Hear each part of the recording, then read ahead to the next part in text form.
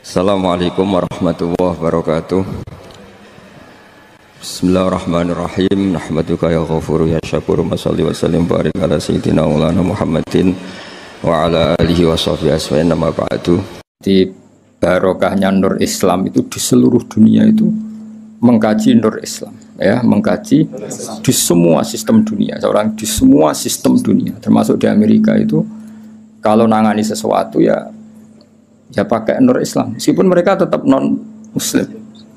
Ya tadi misalnya harus cuci tangan, misalnya ngadepi penyakit harus cuci tangan, harus ini, tetap akhirnya ngakui bahwa jauh sebelum ada penyakit saran Kanjeng Nabi, tiap kamu bangun tidur kamu harus cuci tangan. Fa innaka la tadri, karena kamu tidak tahu aina batat yadaka, kamu tangan kamu kemana. Ada yang baca aina batat yaduhu, ya kalau tasniyah berarti apa? Yadaka pakai alif. Itu Islam. Mulai dulu menyarankan apa? Terus mulai dulu ya sarannya Islam ya pakai air sing warid yang ngalir. Sehingga cara wong kuno nganggo padasan dulu, sekarang malah pakai keran. Itu jauh sebelum ada anjuran pemerintah pakai air ngalir. Kudune santri wis biasa. Jadi banyak ilmu yang menurut mereka baru, cara santri itu ya biasa aja. Karena memang kita hidupnya kan sudah benar, sudah waras. Sehingga benar kan nasibnya. Nah, pola hidup kita ini sudah waras, sudah bagus. Nah, soal solusi sosial malah gampang lagi. Saya beberapa kali ada orang konsultasi ke saya, solusi sosial Islam lebih hebat lagi. Dari awal Islam menghentikan to'amul wahid yakfi isnain wa to'amusnain yakfi arba'atan. Jadi satu orang punya rezeki itu harusnya bisa nanggung satu orang, dua orang bisa nanggung 4 orang. Artinya kan kita biasa kan misalnya konco akrab sing sitok orang ditanggung temannya, satu keluarga yang kerja 2, satu rumah makan semua. Karena normalnya memang rezekinya orang satu itu bisa menghidupi orang 2, orang 3, orang 4. Nah, yang menjadi kacau agama ini kan gini. Yang kacau menurut agama adalah apa? Jatah yang papat dintek nang sitok wis mulai merusak kan langsung. Nah, sekarang banyak orang rakus gitu. Wong sak nampan kok dintek wong loro. Iku mulai rusak iku. Paham yo? Wetenge lho dididik, paham. Jadi sebetulnya menurut Islam itu kan to'amul wahid yakfi isnain, wa to'amusnain yakfi arba'atan. Itu malah walian. To'amul wahid yastaghriqu to'ama arba'atan. Itu kan ribet kan? Ya saya kutus pura pangeran. Nah, bayangkan kalau itu pejabat, kerakusan terhadap aset negara harusnya menyebar terus dikuasai 1-2 orang, kayak apa kacaunya dunia ini. Lah ya lagi-lagi semua itu Nur Muhammad, ajaran Rasulullah SAW tetap ajaran sing halul muskilat, bisa mengurai problem. Maka kita buktikan bahwa kita yang Islam itu hidup kita stabil, hidup kita nyaman. Kalau enggak ya bagian dari problem itu. Ya bagian dari apa? Problem itu. Tetap Kanjeng Nabi faqad nusirat fil kainati a'lamu ulumik. Jadi meskipun di negara non muslim semuanya sekarang mengkaji apa? Islam. Sejarah para malaikat ya faqad nusirat fil kainati a'lamu ulumik. Semua alam raya ini pasti nanti mengkaji ilmu Muhammad. Sekarang sedekah Rasulullah ketika Amerika yang mengkaji Islam, Eropa juga mengkaji, semua mengkaji Islam. Wa tabasyarat lan dadi bunga apa al makhluqatu pira-pira makhluk dikutu hingga kelan tekane sira. Walam yaqolan ora tetep sapa seun perkara apa seun perkara mimma sing perkara khalaqa kang gawe sapa Allah taala illa jaa, kecuali teko apa se li amrika maring perintah sira Muhammad, perintah jenengan Muhammad toian iku wong sing taat. Wali maqalati ka iku samian lan maring dawuh jenengan iku samian ngrungokno. Terus nanti alam raya ini semuanya tunduk pada perintah Rasulullah sallallahu alaihi wasallam. Aku yakin dunia tambah kacau itu tetap tambah butuh Islam. Kayak sekarang dari dulu tuh Islam menyarankan supaya hidup itu sederhana. Warung dunia kuwaco anggur wong ora sederhana. Warung ono kekacauan ini lagi menyarankan hidup sederhana. Jadi cara santri cara kene kan yes biasa urip wae. Jangan keluar kalau enggak penting. Dari awal Islam ngajarno min husni islamil mar'i tarkuhu malayan. Kok malah lagi roh saiki piye kok udah terlambat ilmune. Kita ini tahu mulai dulu pun. Pemene bagi seradi 2 ape metu opo. Seradi opo santeng ae no. Niku ora usah dilarang wis ra kelar metu. Paham ya? Tapi mulai dulu kan Kalau kita diumumkan jangan keluar kalau tidak penting. Dari itu dulu ajaran kita kan sebaik-baiknya Islam meninggalkan yang tidak penting.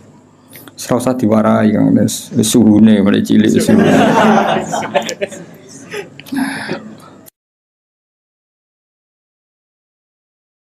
Fasaya tikal bairinge mulai cerita mujizat. Fasa tika moko bakal teko kang sira al bairu unta. Bidimamika kelawan jaluk tanggungan jenengan ya stajiru jaluk selamat apa bair. Masyhur iki kula wingi cerita sami dengan berbagai redaksi riwayat bil makna tapi maknanya sama. Yaitu tadi ada unta yang dipekerjakan di luar normal di luar normal disakiti, makanannya sangat kurang. Walhasil terus unta ini matur ke Rasulullah bahwa diperlakukan majikannya seperti itu. Terus si Arabi dipanggil, kamu gini-gini sama unta kamu. Lah kok tahu ya Rasulullah, ada enggak yang cerita? Ini sing cerita untamu. Iku jenenge fasaya tikal ba'ir bidima mikayas tajir waddob lan hiwaddob wal huzalatu lan huzala. Makanya kemarin sama anani dob yun nufur itu 2 kali. Itu kalau maksudnya tidak dob ya huzala. Karena kita tidak pernah tahu dob yun nufur apa dob yun nufur, kan kita enggak jamin harokatnya itu benar apa? Ya, kan kita tidak tahu kan harokatnya itu biasa kan salah kan? Kalau dobu ya dob, kalau dobyu itu hozal. Tapi apapun itu pernah ada seorang Arabi berburu hozal ya, kijang atau berburu dob, tapi sama ya. Sementing atau memang itu 2 peristiwa atau memang itu dua peristiwa. Ketika ketangkep Arabi tadi mau disate, namanya orang menangkap buruan kan, hewan buruan, terus matur ya Rasulullah, saya ini punya anak kecil-kecil. Ini jam saya menyusui, tadi saya keluar untuk nyari makanan. Tolong beri ketasi Arabi tadi, beri hak saya menyusui anak saya. Setelah anak saya tidak butuh susuan saya nanti kembali ke sini siap ditangkap Arabi ini. Terus akhirnya Rasulullah minta si Arabi tadi, terus dituruti sama Arabi. Dan dobnya ini tidak nyulaini janji, setelah selesai semua kembali. Itu jenis apa? Waddobu wal huzalah. Nah yang kemarin apa? Inta apa dobjun nufuru tadi yang kemarin itu saya tidak tahu. Makanya dobyu atau dobu kita tidak tahu. Tapi apapun itu tetap maknanya itu minta tolong Rasulullah apa? Minta tolong Rasulullah. Ya syadani waddob wal ghazala ya syadani yang saya podok lan ghazala la kamaring panjenengan birisalah kelawan diutus wal qamaru lan rembulan wasyajaru lan wit wa tibulan zib. Sangka kata zibun apa? Serigala, wa zibulan serigala. Wong Arab kadang muni zibun, kadang muni apa? Zibun. Kados tenggiro asapah napa? Zibun atau apa? Zibun. Iku yantikuna padha ngucap kabeh yantikuna padha ngucap kabeh binubu atika kelan nabiyine panjenengan angkoripin saking wektu sing parek. Wa markabu kauti tumpakane panjenengan al-buraq buraq. Ila jamali kamaring gantenge panjenengan mustaqun utai buraq iku kewan sing bronto sing kangen. Ya dadi buraq itu sangat rindu supaya dinaiki Rasulullah sallallahu alaihi wasallam. Wa Jibrilu ta Jibril syawus wa Jibrilu ta Jibril syawusu mamlate katika kang ngatur sistem kerajaan. Jadi kemana Jibril itu mitranya Nabi sing ngatur alam raya ini iku qot a'lana. Teman-teman maklumat sapa Jibril bizikrika kelan nyebut panjenengan fil afaq dalam pejajane langit. Jadi Jibril yang mempopulerkan namamu di langit. Jadi Jibril memaklumatkan bahwa sekarang lahirlah seorang nabi yang sangat dicintai Allah, namanya Muhammad. Sehingga alam raya di langit nggak ada yang kenal kanjeng Nabi karena sudah dimaklumatkan oleh malaikat Jibril. Itu jenis apa? Warfa'na laka dzikra. Wal qamaru rembulan makmurun dan perintahna laka maring sira bil insyiqaqi kelan pecah. Ketika orang kafir menuntut mukjizat, minta bulan itu dipecah dan itu pernah terjadi. Iqtarabatis sa'atu wan syaqqal qamar. Wa kullu man liskabehane wong fil kauni ing dalam alam raya ku mutasyawiqun bronto kabeh, bronto rindu yang sangat iku. Wong Arab nak darani syauqun. Mulane sebagian makhluk qiyam wa ayyuhas syauqul jazil wahai manusia yang layak dikangeni. Jadi Nabi itu semua orang pasti kangen. Wa kullu man liskabehane wong fil kauni ing dalam alam raya ku mutasyawiqun iku kangen banget dihuri kamaring muncule panjenengan muntaziro tur ngenteni li isyraqi nurika maring padange nure panjenengan. Fabena mal habibu ing dalam antara nute Rasulullah sallallahu alaihi wasallam iku mun situn iku wong sing ngrungokno. Ngrungokno li sama itilkal asbah maring ngrungokno mengkono-mengkono asbah manane jumleger maksudnya fisik-fisik itu. Halimah kan enggak tahu kalau itu malaikat. Pokoke bahasakan Muhammad kekasihku iki mendengar itu semua. Iku jenenge apa? Mun situn li sama itilkal asbah. Wa wajhu te wajah Nabi mutahalilun bersinar kanuri soba kodene cahaya pagi hari. Jadi Nabi mendengar saja dengan penuh seksama dan Nabi kelihatan berbinar-binar. Ya itu tadi didawi malaikat tadi, malaikat setelah ngoperasi kan ngendikan panjang lebar. bahwa kamu itu calon nabi, kamu begini-begini, itu Halimah dengar semua. Iz akbalat dumadaan madhep sapa Halimah tu Halimah mu'linatan hale wong sing banterno bisyah iklan bengok. Maksudnya bengok kaget kan karena nabi dikelola orang yang tidak dikenal. Habis itu di bredel, di apa-apa itu kan kaget betul ibu rodoknya. Takulu ngucap sapa Halimah, dawuh sapa Halimah wa ghoriba, wong sing aneh, wong sing asing sendiri. Maksudnya karena nabi pas itu jauh dari saudaranya karena saudaranya kan lari semua. Ya ketika melihat malaikat tadi kan saudaranya lari semua. Berarti Nabi sendiri. Wong Arab namuni wa ghoriba, napa? Wa ghoriba. Faqalat mongko dawuh sapa al malaikat ya Muhammad ya Muhammad ma anta bi ghorib. Ma anta ora ana te sira bi ghoribin kelan wong sing dhewean bal anta te sira minallahi ghoribun parek. Wa anta te sira lahu maring Allah wa anta te panjenengan lahu maring Allah sofiyun pilihan wa habibun dan kekasih. Ketika Halimah muni wa ghoribah jare malaikat tenang kamu Muhammad, kamu tidak sendiri. Kamu dekat sama Allah. Ya tentu perasaannya Halimah sama malaikat kan beda. Qala Halimah wa wahidah duh wong sing dhewean. Tentu cara Halimah Nabi Muhammad itu posisi sendiri karena saudaranya lari semua. Faqalat moko dawuh sapa al malaikat ya Muhammadu ma anta biwahid. Ma anta ora ana sira biwahidin kelan dhewean. Bal anta uta sira iku sahibut ta'yiti wong kang duweni kekuatan. Wa anisu ka uta kancane sira iku alhamidul majid dat sing hamidul majid. Ya, tapi problemnya malaikat kan enggak bisa ngomong ke Halimah gak nabi. Halimah boten apa? Nabi mau matur nang Kanjeng Nabi ora mat kira dhewean tenang wae. Kowe dibarengi pangeran sing alhamidul majid. Wa ikhwanuka ta dulur sira ku ikhwanuka ya dulur sira minal malaikat sing para malaikat wa ahli tauhid lan ahli tauhid. Soal dulurem do mlayu dulur rodok tenang ae. Kabeh malaikat kabeh ahli tauhid ku dulur. Iki dawuhe malaikat. Terus qalat Halimatu wa yatimah. Ya sak ngono sekaruan status yatim. Faqalatil malaikatu lillahi darruka min yatim. Lillahi kagungane Allah sarasan darruka uta nikmat sira. Semana darun puan. Maksudnya puan ku nikmat sira min yatimin. Ya gak apa-apa kamu yatim tapi yatim terbaik. Fa inna qadraka monggo sak temene kadar sira inda wa munggu Allah iku azimun iku agung. Ini cerita Nabi ketika ketemu Nabi Adam. Fa idza nazara qibala yaminih dhahika. Fa idza nazara qibala shimalih baka. Nabi Adam ketika melihat ke kanan itu senyum-senyum, senang sekali. Tapi kalau kau melihat ke kiri itu nangis. Lalu Rasulullah SAW tanya ke malaikat Jibril, itu siapa? Itu Adam. Dan yang kelompok di kanan itu ahli surga. Maka beliau kalau melihat senang sekali. Dan kalau yang di kiri itu ahli neraka. Kalau beliau melihat itu susah sekali. Artinya apa? Betapa susahnya jadi Nabi Adam itu. Jadi kalau misalnya ada koruptor ketangkep gitu ya, yang nangkep ya cucunya, yang ditangkep juga cucunya. Kalau kita punya anak 10 itu, terus yang satu misalnya nyuri milik temannya, milik saudaranya itu, sing naboi ya anaknya, yang ditaboi juga anaknya. Kayak apa tersiksanya seorang Nabi Adam? Karena nggak punya pilihan, pasti dari sekian kasus dolim dan mazlum, yang mendolimi maupun yang didolimi itu pasti anak cucunya. Jadi betapa susahnya seorang Nabi Adam. Jadi termasuk kearifan kita sebagai manusia itu belajar dari takdir yang kita hadapi, yaitu keterbatasan kita sebagai manusia. Kita harus bisa ngelola kegagalan, terima kodok kodar. Makanya kata Mbah Mun, abahnya Gus Yasin itu sering cerita ke saya, iman itu paling dhuwur itu iman kodok kodar, khairihi wa syarrihi minallah. Kita harus punya kesiapan iman khairihi wa syarrihi minallah. Bahwa segala kebaikan, segala syar itu sudah digariskan oleh Allah Ta'ala. Kita bisa apa sebagai manusia. Jadi pertama Nabi Muhammad ketemu di as-sama idunya, langit paling dekat, itu ketemu Nabi Adam dengan kondisi seperti tadi. Kalau melihat ke kanan itu senyum, karena itu anak-anak beliau, turunan beliau yang ahli surga.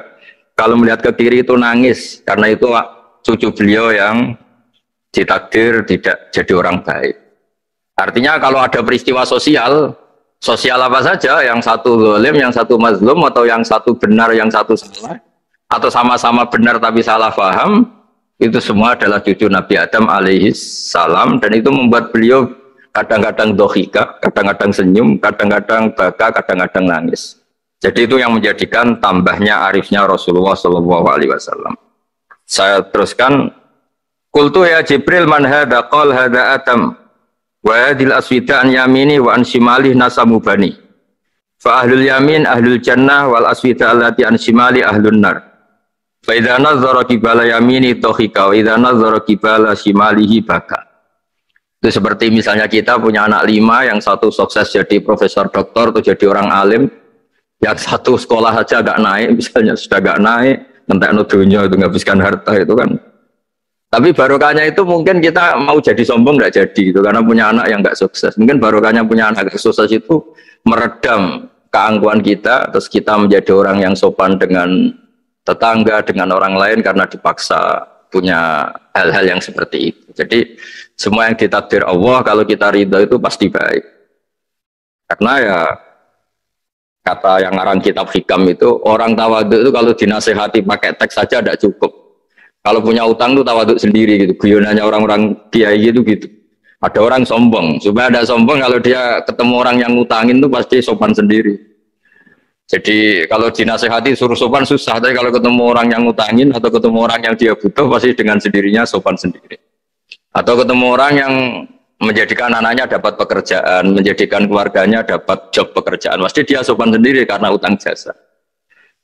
Nah kalau kita pasti sopan sama orang yang ngutangi kita, yang menolong kita, apalagi dengan Allah Ta'ala yang semua yang kita pakai pasti dari Allah Ta'ala. Dengan demikian sudah keharusan kita sangat-sangat sopan pada Allah Ta'ala. Yang implementasinya dengan sujud dan dengan sholat, itu juga yang dibawa dari hasil Mi'raj. Ini saya baca teksnya ya, saya tadi jam 9 baca Bukhari di Kudus sama beberapa habaib, alhamdulillah. Sekarang saya teruskan dengan Sahih Muslim.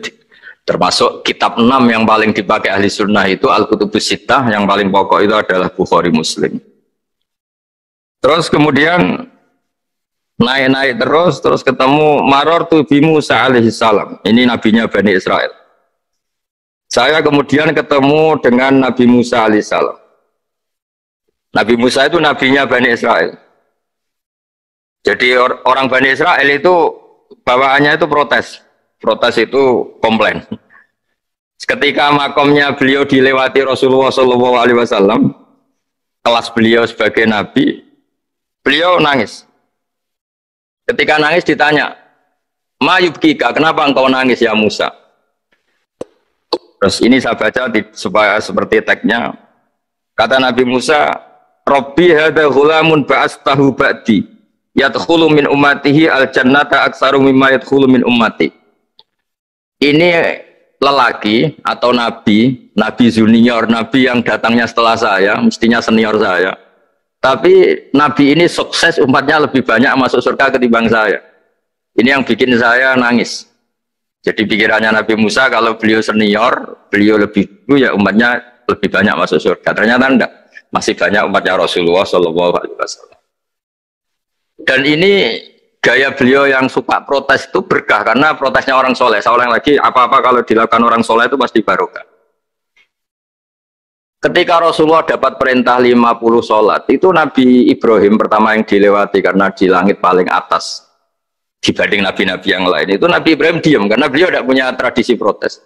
Semua nabi diam karena Allah memerintahkan pasti sudah bagus lah, sudah diukur kekuatan hambanya. Tapi ketika Nabi Musa, beliau orang pertama komplain. Dapat apa kamu ya Muhammad? Dapat 100 sholat, dapat 50 sholat. Apa komentar Nabi Musa? Umat saya lebih gagah-gagah, lebih keren-keren. Pernah saya uji itu tidak ada yang mampu, apalagi umat kamu. Maka kamu mintalah keringanan. Fas'alhu takhfif, kamu harus minta keringanan. Masyhur itu riwayat itu. Kemudian Nabi minta keringanan sama Allah dipotong hanya 5. 5 masih 45, dipotong lagi 5 masih 40 sampai 9 kali pemotongan, akhirnya jadi 5 sholat. Itu satu menjadi pelajaran bahwa hubungan dengan Allah Ta'ala itu tidak perlu malu, karena Allah itu suka dimintain. Mestinya kan dipotong 5 minta lagi sungkan, dipotong lagi 5 minta lagi sungkan, tapi ternyata berkali-kali. Bahkan ketika sudah 5 itu Nabi Musa masih bilang, ya Muhammad minta lagi keringanan.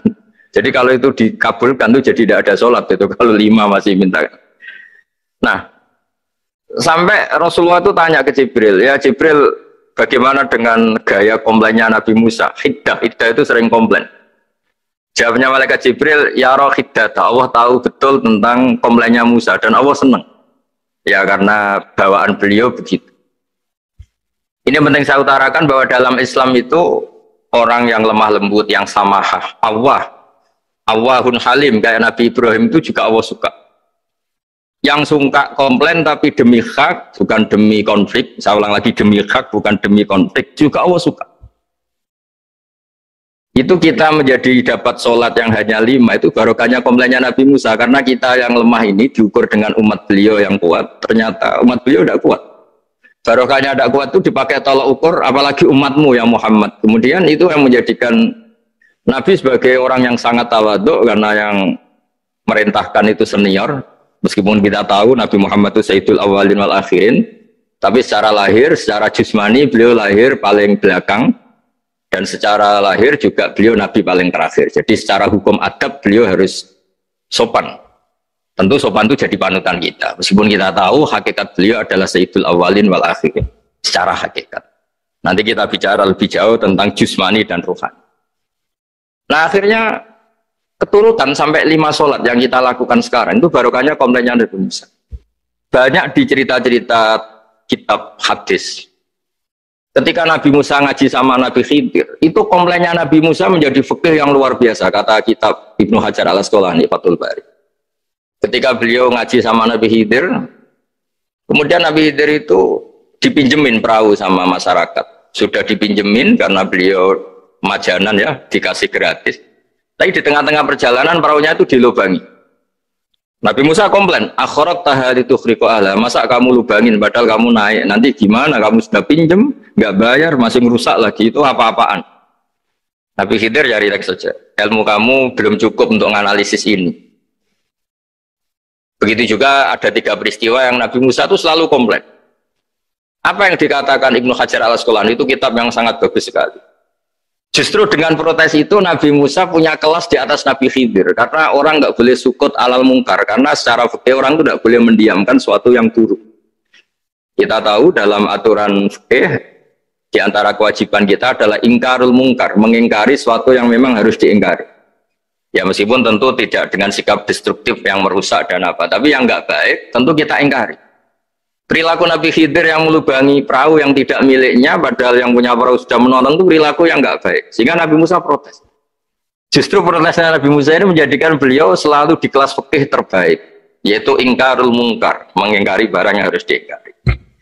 Tapi tentu Nabi Khidir juga nggak salah, karena beliau punya perhitungan di depan nanti itu ada begal-begal, ada kekuatan yang nggak baik, yang selalu akan membegal perahu-perahu yang kondisinya sempurna. Nabi Khidir punya perhitungan, kalau ibarat mobil ini spionnya kok nggak dipecah, nggak diambil, itu termasuk mobil bagus, pasti digarong. Tapi gara-gara spionnya dipecah dulu sama Nabi Khidir, terus depannya dilumuri apa supaya agak menarik, ini selamat. Jadi perhitungannya Nabi Khidir, wa kana wara'uhum maliku ya'khudhu kulla safinatin ghusba. Di beberapa tafsir diartikan safinah ay sholihah, karena di depannya nanti akan ketemu orang-orang yang dolim yang selalu ngambil perahu-perahu yang bagus. Caranya gimana supaya perahu itu gak diambil? Ya karena mereka hanya ngambil yang bagus, ya dirusak dulu supaya gak bagus. Kalau ya gak bagus nanti lolos dari garong tadi, dari pengambilan secara dolim tadi. Jadi Nabi Khidir gak salah karena ada visi seperti itu. Nabi Musa protes juga gak salah karena memang tugasnya itu ingkarul mungkar, mengingkari barang yang memang gak benar. Nah, di sini seperti yang dikatakan Gus Yassin, kita harus bisa ngelola perbedaan, ngelola beda sudut pandang dan sebagainya. Sehingga kita selalu dapat nikmat Allah Ta'ala, wa allafa baina qulubihim, nikmat yang kita asik, kita hidup asik, nyaman. Doa-doa bapak-bapak saya, guru-guru kita sering ijazahi setiap ketemu teman atau keluarga disuruh berdoa, Allahumma alif baina qulubina wa aslih dzata bainina. Semoga hubungan kita dengan orang lain itu baik-baik saja dan semua konflik kita dibenahi oleh Allah Subhanahu wa taala. Karena kita tidak pernah tahu ya, kita miskin kadang dianggap problem karena takut membebani tetangga. Tapi kita kaya juga kadang dianggap problem karena orang lain takut kalah dengan kita. Kita tidak pernah tahu cara pandang orang lain. Jadi kadang-kadang kita menang gitu, sama yang senang dikira kita pemikir serius. Tapi sama yang nggak senang dikira kita merengut. Kita guyon, kata yang senang itu luar biasa. Kita dianggap orang yang ceria. Bagi yang nggak senang dianggap arogan. Jadi kita tidak pernah bisa ngelola pikiran orang lain. Nah, barokahnya rahmat Allah yang tidak terbatas, kita seperti ini. Dan itu digambarkan oleh Allah Ta'ala ketika ketemu antar Nabi itu. Cara pandang ya beda-beda. Nabi Ibrahim itu kalau melihat orang yang nggak benar, itu ya ngendikane faman tabi'ani fa innahu minni wa man asani fa innaka ghafurur rahim. Ya Allah, yang ikut saya ya karuan kelompok saya, yang tidak ikut saya semoga engkau banyak mengampuni mereka. Nabi Nuh beda sekali cara pandang. Nabi Isa ubudiyah murni. Ketika melihat orang yang enggak benar, beliau tidak ngambil sikap. Beliau ngendikan intu adzibhum fa innahum ibadu. Kalau engkau siksa nggih monggo Gusti, itu hamba-hamba jenengan, itu terserah jenengan. Wa in taghfir lahum, kalau engkau ampuni nggih monggo, jenengan yang punya pertimbangan lebih bijak. Dan itu yang dalam banyak hadis ketika Rasulullah SAW melihat umatnya di akhir zaman yang macam-macam, Nabi ngambil sikap kayak sikapnya Nabi Isa. Sebagian riwayat Nabi mengatakan fa'aqulu kama qala al-abdus soleh. Saya akan ngambil sikap kayak sikapnya al-abdus soleh. Di hadis itu diredaksikan yaitu dengan redaksi intu azibhum fa innahum ibaduk wa in taghfir lahum fa innaka antal azizul hakim. Ya, saya teruskan. Kemudian akhirnya Rasulullah SAW sampai ke Sidratil Muntaha. Wa ra'aitu Ibrahim alaihi salam wa ana asbahu waladih bih. Ketika ketemu Nabi Ibrahim, hubungan Rasulullah itu sangat emosional. Beliau yang pertama diceritakan, saya ketika ketemu Nabi Ibrahim itu senang sekali karena ternyata saya ini cucu beliau, turunan beliau yang paling mirip beliau. Jadi ini unik, dari sekian peristiwa besar, peristiwa langit, kemudian Nabi ada hubungan emosional yang luar biasa ketika ketemu Nabi Ibrahim. Pertama yang dikatakan Nabi, wa ana asbahu waladihi. Saya adalah cucu yang paling mirip beliau. Dan ini kita tahu akhirnya di semua syariat kita istilah resminya itu anit tabi millata Ibrahim hanifah. Di istilah resmi agama kita millata abikum Ibrahim, agama leluhur kamu Ibrahim. Kita ketika baca sholawat Allahumma sholli ala sayyidina Muhammad, terusannya juga kama sholli ta'ala sayyidina Ibrahim wa ala ali Ibrahim. Dan seterusnya dan seterusnya. Kemudian yang terakhir saya cerita secara akidah Ahlussunnah wal Jamaah yang dianut oleh Imam Asy'ari dan Maturidi. Meskipun secara lahir itu Nabi mengalami pertemuan dengan Allah di Sidratil Muntaha, tapi tetap saja kita cara pandang bahwa Allah Ta'ala itu mukhalafatul hawadis. Allah tidak bisa kamu andekan di satu tempat terus mengalami hal-hal yang kita alami sebagai makhluk. Sebab itu sirinya kenapa di surat Isra dimulai dari subhanalladzi. Allah tetap maha suci. Maha suci itu artinya terbebas dari yang kita alami.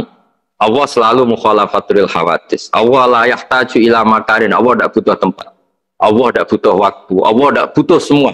Karena Allah itu qayyum. Allah itu qiyamuhu binafsihi, berdiri sendiri. Allah tidak butuh aras. Allah tidak butuh kursi.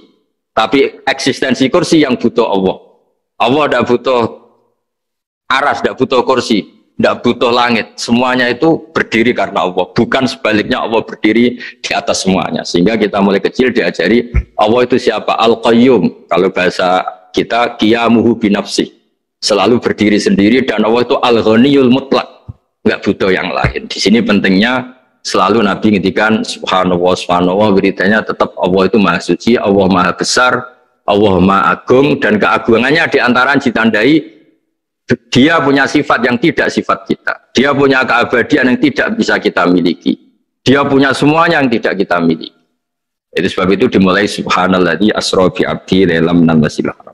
Jadi kata subhana ini maha suci itu maha suci dari tempat, dari waktu, dari apa saja. Meskipun Allah punya adat, punya sunnah memperlakukan hambanya itu dengan logika atau bayangan yang dibayangkan seorang hambanya. Sehingga seakan-akan kita ini ya ketemu, seakan-akan kita bisa ini melihat. Sehingga di surga disebut kita ini melihat Allah. Tapi semua ahli sunnah mengatakan, tapi kamu melihat Allah itu tetap saja bila kaifin walan khisorin, tidak bisa terus menciri. Menciri itu bisa membatasi sifatnya Allah itu begini-begini, tidak bisa. Tetap Allah itu la tudrikul absar wa huwa yudrikul absar. Tapi kita bisa disebut melihat dengan kemakhlukan kita yang profan.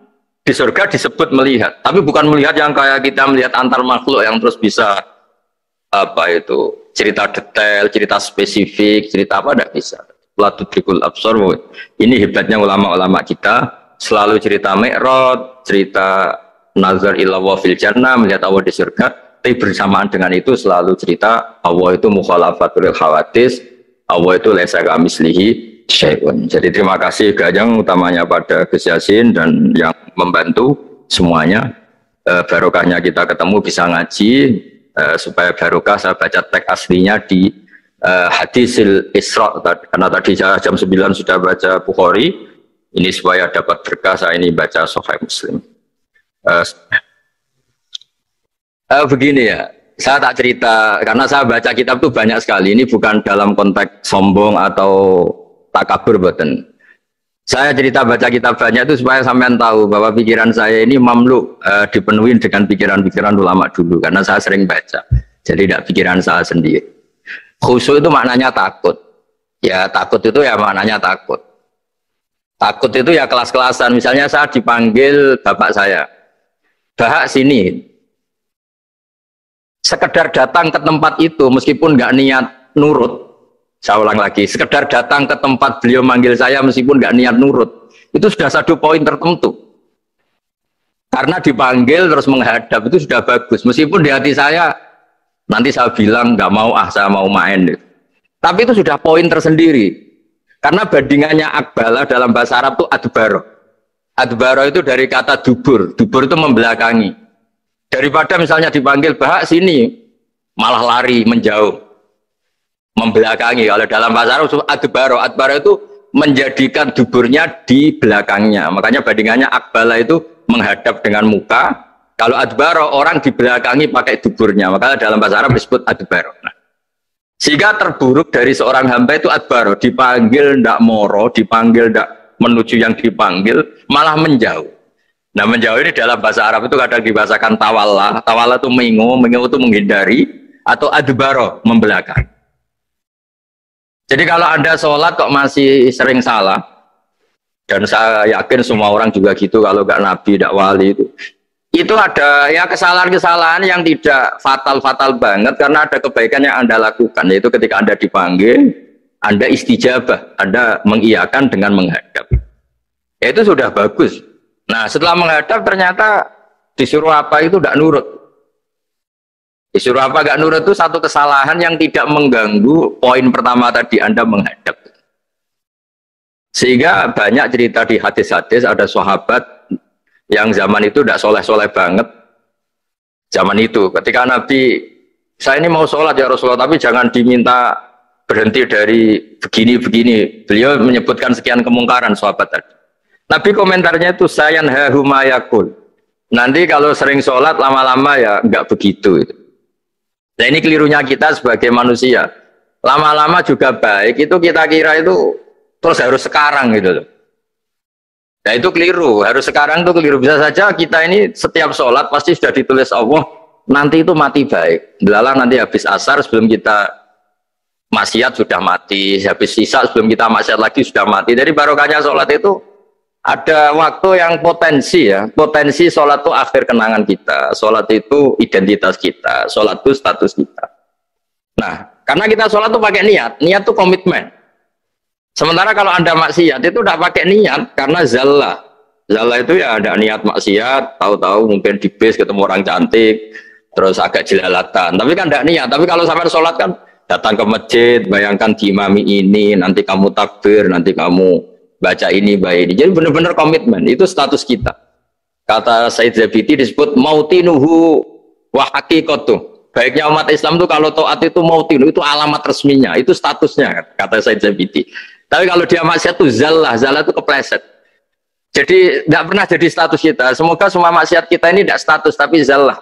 Tapi ketika taat itu status, hakikat kita. Maka fal'ubudiyah ya haqiqatuh wa mautinuhu wa dhatuh. Ini kata Said Abdul Az-Zabidi, pengarang Ithaf. Orang Islam itu orang yang ketika ibadah itu identitasnya. Betul, ketika ibadah itu Allahu Akbar, dia berharap rahmatnya Allah, gini-gini. Nah ketika salah, dia zallah. Dia ngantor ya ada niat korupsi, dia ingin memenai negara ini. Dia nyai juga agak ingin macam-macam gitu. Ya tapi karena manusia terus ada zallah. Nah semoga semua kesalahan kita ini zallah. Zallah itu ya cara Jawa kepleset, tidak mental. Dan semua kebaikan kita ini mental, yaitu kebaikan yang jadi tempat kita, identitas kita, haqiqatuh wa mautinuh wa dzat. Tapi jangan pernah berpikir kalau apa artinya sholat kalau kita masih melakukan kemungkaran, itu salah besar. Sholat itu wajib, dengan Anda sholat itu sudah mengurangi kemungkaran Anda, karena Anda tidak melawan ketentuan Allah Ta'ala. Kayak kita orang Indonesia, Meskipun kita koruptor, mau jadi KTP Indonesia sudah bagus. Kita mau jadi warga Indonesia. Meskipun setelah itu kita korupsi dan salah, tapi lumayan jadi mau jadi warga apa? Indonesia. Orang mau sholat, ternyata dia menstatuskan diri sebagai hamba Allah. Taken kontra, kalau saya ini hambamu ya Allah. Anta Robbi, iya karena butuh, iya karena stain. Soal salah ya salah aja ya. Sama, kita tetap warga Indonesia meskipun kita salah, meskipun kita koruptor, meskipun kita salah, tetap aja warga Indonesia yang berhak mendapat jatah makan meskipun di penjara, meskipun apa. Sama, kita ini hamba Allah yang mengakui kalau Allah itu Tuhan, kita hamba. Dan barokahnya pengakuan itu insya Allah di cerita-cerita syafaat, kalau kita dosa atau apa, insya Allah dapat syafaatnya Rasulullah SAW, karena kita tidak pernah lari dari status kehambaan. Jadi yang harus dipegang, makanya status kehambaan ini nggak boleh hilang. Kita harus sering bilang Robbi, Robbi, Tuhanku yang merawat aku, yang memberi aku. Dengan demikian kita menjaga status kehambaan kita. Dan status hamba ini yang menjadikan orang layak masuk surga, yaitu fadkhuli fi ibadi, kamu harus resmi menjadi hambaku, baru ada perintah wadkhuli jannati. Kalau menjadi hamba aja nggak mau, kita punya keangkuhan, punya keinginan yang mulu-mulu, sehingga seakan-akan kita ini Tuhan, itu tidak menghamba. Kita harus fadkhuli fi ibadi, baru wadkhuli jannati.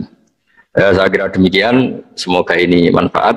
Banyak cerita niku riyen Kiai Khalil mengambil mantu Kiai Bisri niku nggih nyaur utang kalian Mbah Topo, mergi sering dirumat secara finansial. Rias mbake ndongane iku tenanan supaya anake Kiai Mustofa niku pinter, anake Mbah Topo niku pinter, terus dados Kiai Bisri. Niku nak diambil kesimpulan niku Kiai ndonga tenanan niku nak dirumat tenanan. Nak dirumat rapati tenanan niku ndongane ya kudune rapati tenanan. Niku ngantos sing crita niku mbah bodoni napa mboten niku riyen niku ngantos Mbah Khalil prai jamaah. Mergo makmume iku sing ngutangi. Dadi wedi nak ketemu makmume. Suwe-suwe diebrokno terus wani dadi imam malih. Terus dalam keadaan ngoten niku ndonga ra tenanan mboten mungkin. Singkat cerita terus Kiai Bisri dados tiyang alim, Kiai Misbah dados tiyang alim. Terus fan ingkang ditekuni niku nahwu. Wau leres sing didawaken Kiai Said angsal gelar sibawahi zamani. Panjen riyen kula piyambak sering didhawuhi Mbah Mun, sering istifadah teng terjemahan Alfiyaipun Kiai Bisri. Riyen teng sarang nak belajar Ibnu Aqil, di antara referensi itu tulisannya Kiai Bisri mbek Kiai Misbah. Sing sedanten niku barokahe didikanipun Kiai Khalil Harun. Kula piyambak zuriyah saking Mbah Dimyati. Mbah Dimyati riyen teng sarang keceluke putra angkate Kiai Umar Harun. Mergi wau Kiai Umar mboten gadah putra. Kalau cerita silsilah sing radi serius. Dados niki wali ane Gus Yofur wau mun rileks niki kula sing cerita serius. Riyen syaraté wong alim niku sinau riyen, sinau badhe niku diskusi kalian sing sak level. Badhe niku nembe ngaji. Sehingga nak ngaji kantun nyocokno niki kangge santri-santri Rodotul Thalibin. Dados kisah hal sebelum ngaji Mbah Zubair niku sinau riyen. Misale piyambake macane tajibu, mengke kiyaine maca tajibus sholatu. Mengke diskusi terus ngaos Mbah Zubair. Angger macane wis kembar terus berarti aku wis pinter. Karena yang memutuskan rofa nasab itu tidak kiainya tapi dia. Dados kantun nyemak. Ki bengi tak waca rofa kok kiaiku rofa, berarti ilmuku wis padha. Aku maca nasab kok kiaiku nasab berarti padha. Aku maca jer kiaiku jer wis padha. Nah santri sani kan boten ngaji boten persiapan. Teko ngaji mbek takok halaman. Niku pun santri innalillahi wa inna ilaihi rajiun. Niku nggak bisa diharapkan. Terus kula riyen niku GR alim niku nggih alasan perkara ini sinau riyen. Dadi agar bangun maca kok mun kembarane 90% apa 80% nggih mun setengah ngalim. Kok nak salah kok sampai 90% ya goblok banget. Sakniki mboten santri sinau mboten persiapan ngaji takok halaman tok ndi. Menyenggai sholawat Salam Muhammad sholli alaihi. Mboten mikir wong kiai ini maca Allahumma sholli ala Muhammad malah ngongkon kiai ini sholli alaihi itu nak diterjemahkan Allahumma sholli ala Muhammad terus dekne ngomong sholli alaihi. Nggih monggo jenengan maca sholawat. Wong sholli ku fi'il amar. Tapi wong jenenge wong ora mikir nggih. Terus niku ruwet. Terus niki kula cerita sing serius kersane jenengan pirsa bilih sing mintero wong ra bakat pinter niku nggih kangelan tenan. Riyen bapak kula nggih Nah definisi wali nu ngoten kula nggih insyaallah pun mlebu lah. Mergi kula niku nggih minter tiyang kathah. Tiang-tiang sing ora bakat pinter teng Gunung Kidul niku kula kathah sing kula dadekno kiai niku. Tapi mboten pinter banget pokoknya memenuhi kualifikasi lah. Mergi ceritane niku nggih sederhana. Riyen niku Mbah Khalil niku nak mulang nahwu tenanan. Mergi sesuatu itu jadi mudah. Mulane cerita sing beredar nang Lirboyo niku Ja'a Zaidun, Zaid datang. Ini wonten santri pelengahan delok lawang. Gurune ngamuk. Kamu orang mana? Orang Bekasi. Kenapa pelengahan? Ya katanya Ja'a Zaidun, Ra'aitu Zaidan. Habis Pak Guru bohong. Katanya Zaid datang melihat Zaid, ternyata orangnya nggak ada. Contohnya Ja'a Zaidun, Ra'aitu Zaidan. Tapi barokahnya itu terus sesuatu itu menjadi mudah. Lah ini sing dawe Mbah Mun wae sing didawakan Gus Zafur kula jek eling dawe Mbah Mun gelem ra gelem Allah kudu gawe wong alim kok wong Jawa. Mergo wis kadung dawuh Islam iku kafatal linnas untuk semuanya. Fasibawae Farisiun, Imam Sibawae itu orang Persia. Imam Ghazali juga Tos itu Persia. Banyak orang alim dari Irak itu Babylon, itu tidak Arab. Karena Islam ini kafatal linnas. Makanya gelem ra gelem guyonane Mbah Mun niku Allah kudu gawe wong-wong koyok Warijo, koyok Kirun kudu dadi wong alim. Guling-gilingan nek Islam tidak milik orang Arab saja tapi kafatal linnas. Niku ana cara Mbah Mun. Dadi mumpun dadi janjine pangeran. Mulane sing mondok Arab nggih monggo, sing mondok pundi mawon nggih monggo, tapi Kiai Jawa tetep ndek jatah alim. Mergo niku mumpun kuota. Mumpun kuota. Terus riyen Mbah Fadl sing diceritakno Gus Zafur niku tiyang alim mboten mondok teng putih-putih teng Jawa. Mbah Sahal riyen alime nggih mondoke di antarane teng Sarah. Mergo mun jatah. Islam iki dawuh Mbah Mun kafatal linnas. Mulane Allah kudu gawe wong alim-alim sing wong Persia, wong Jawa, wong Cina.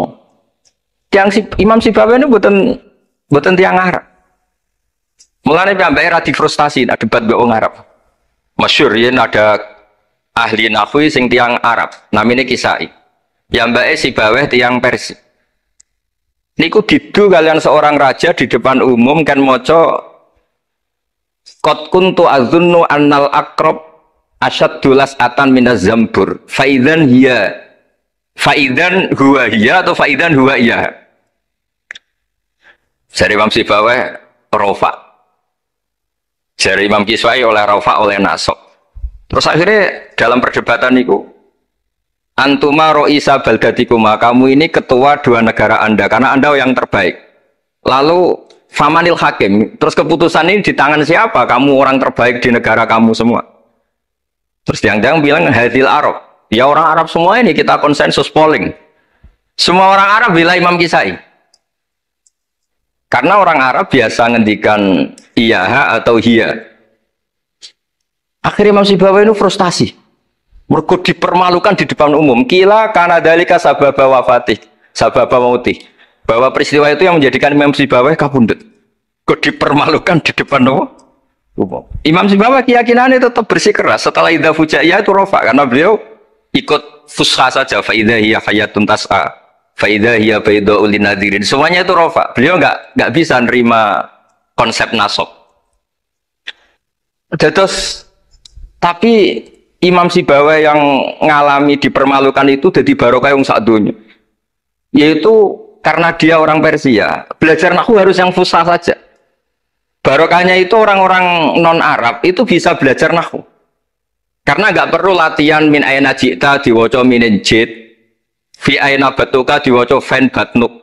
Cara sampean latihan Arab nakal tambah goblok. Mereka terus ribet. Orang Arab itu kalau orang Jawa mangan sak piring kok wis wareg itu takok fi aina batnuka itu fan batnuk. Kan kata tambah pusing, nak temui kan boten. Fi aina batnuka. Min aina jita sehingga ra perlu mikir minen jit. Terus dawe Mbah Mun barokah fusha itu terus nahwu itu bisa digeneralisir. Akhirnya terus pilihannya alfiyah. Kila diantara sing betul alfiyah pertama nu Kiai Khalil Bangkalan. Mergi teng silsilah wau sing dirawakan Kiai Said di antara gurunipun Mbah Khalil Harun Kiai Khalil Bangkalan. Kula piyambak menyaksikan dalam manaqibnya Syekhona Khalil, beliau ngaji sama Said Zaini Tahlan.